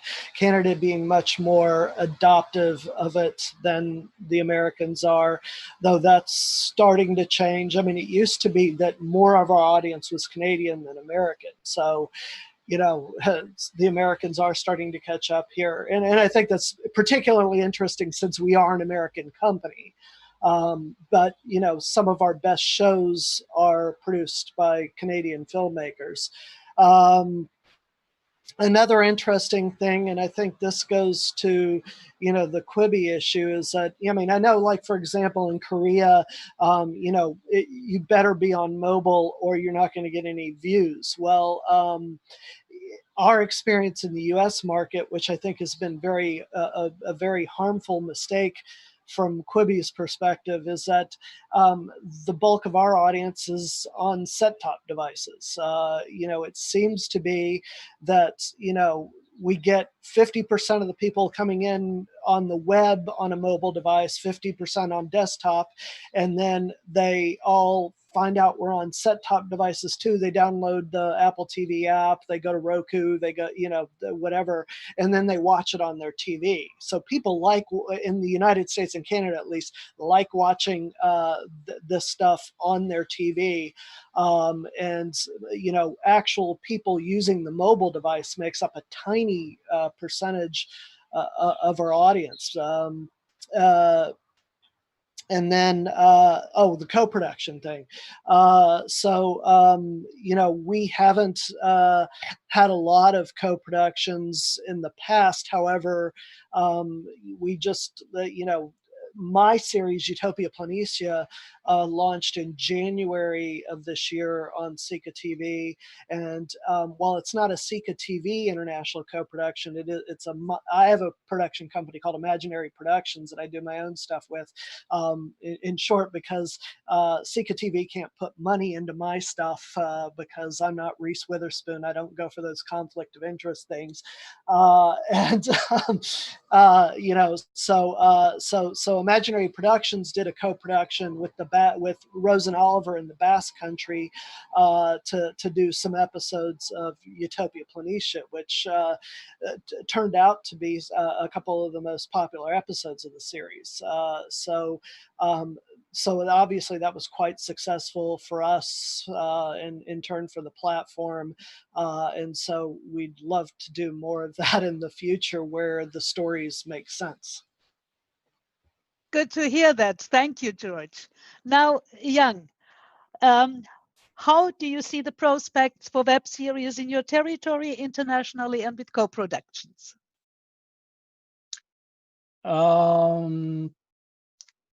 Actually, it's happening through, of course, WebBest. Because through WebBest, we have many international guest creators coming. And then also Korean audience, they love them. And also even Korean, the government and corporation, now they're very focused on our WebBest, because this one has a very exciting and then has a future. So for the co-production, Korean audience, the Korean creators, they really looking for the partners from international. But but they're very shy. So I have a 5-year experience. Like in the beginning, few days, even they don't know how to approach. They talk to the international, the creators. So that's why we are doing the tour program. So after event, through tour, actually they become friends and they know each other better. So I think for the international, for co-production, you have to understand the culture differences, then also the system differences. And then there's some kind of some project. For example, Korea, also the government looking for some few the international, the co-production. They will like the fund, but those things actually you have to truly understand, and then you need a good partner, like a marriage, So you have to understand both sides completely well and become very good friends. Then slowly they can discuss co-production. Might be in the beginning, maybe branded cities might be great, or maybe tourism, because every country has tourism. So 2 countries might be the exchange, those kind of idea.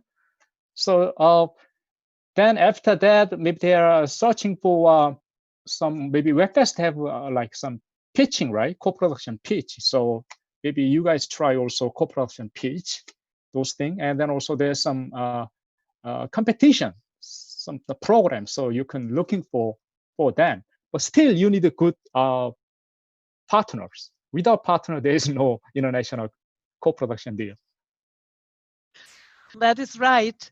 And well, we certainly will follow this advice as to produce a, let us say, breakfast, whatever, on the next festival, which I'm hopeful we might give, that might give us the possibility to meet again in person.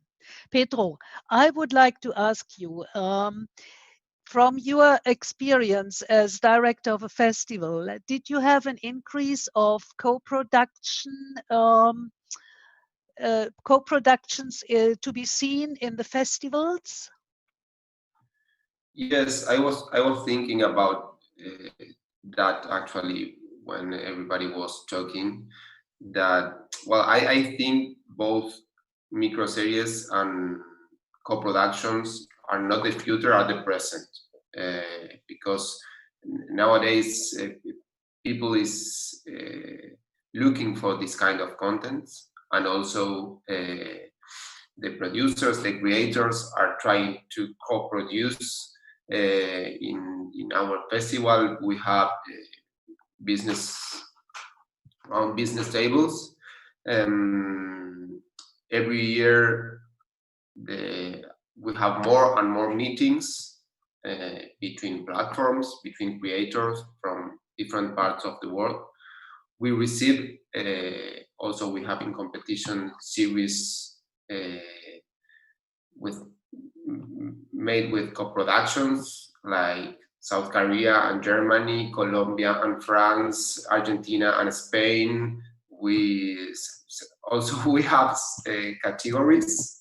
We have an international category, Ibero-American and Argentinian, and sometimes we don't know where to put a series if we have to put in Argentinian because it's part of Argentina, but it's part of Spain. And so yes, we are receiving co-production, international co-productions,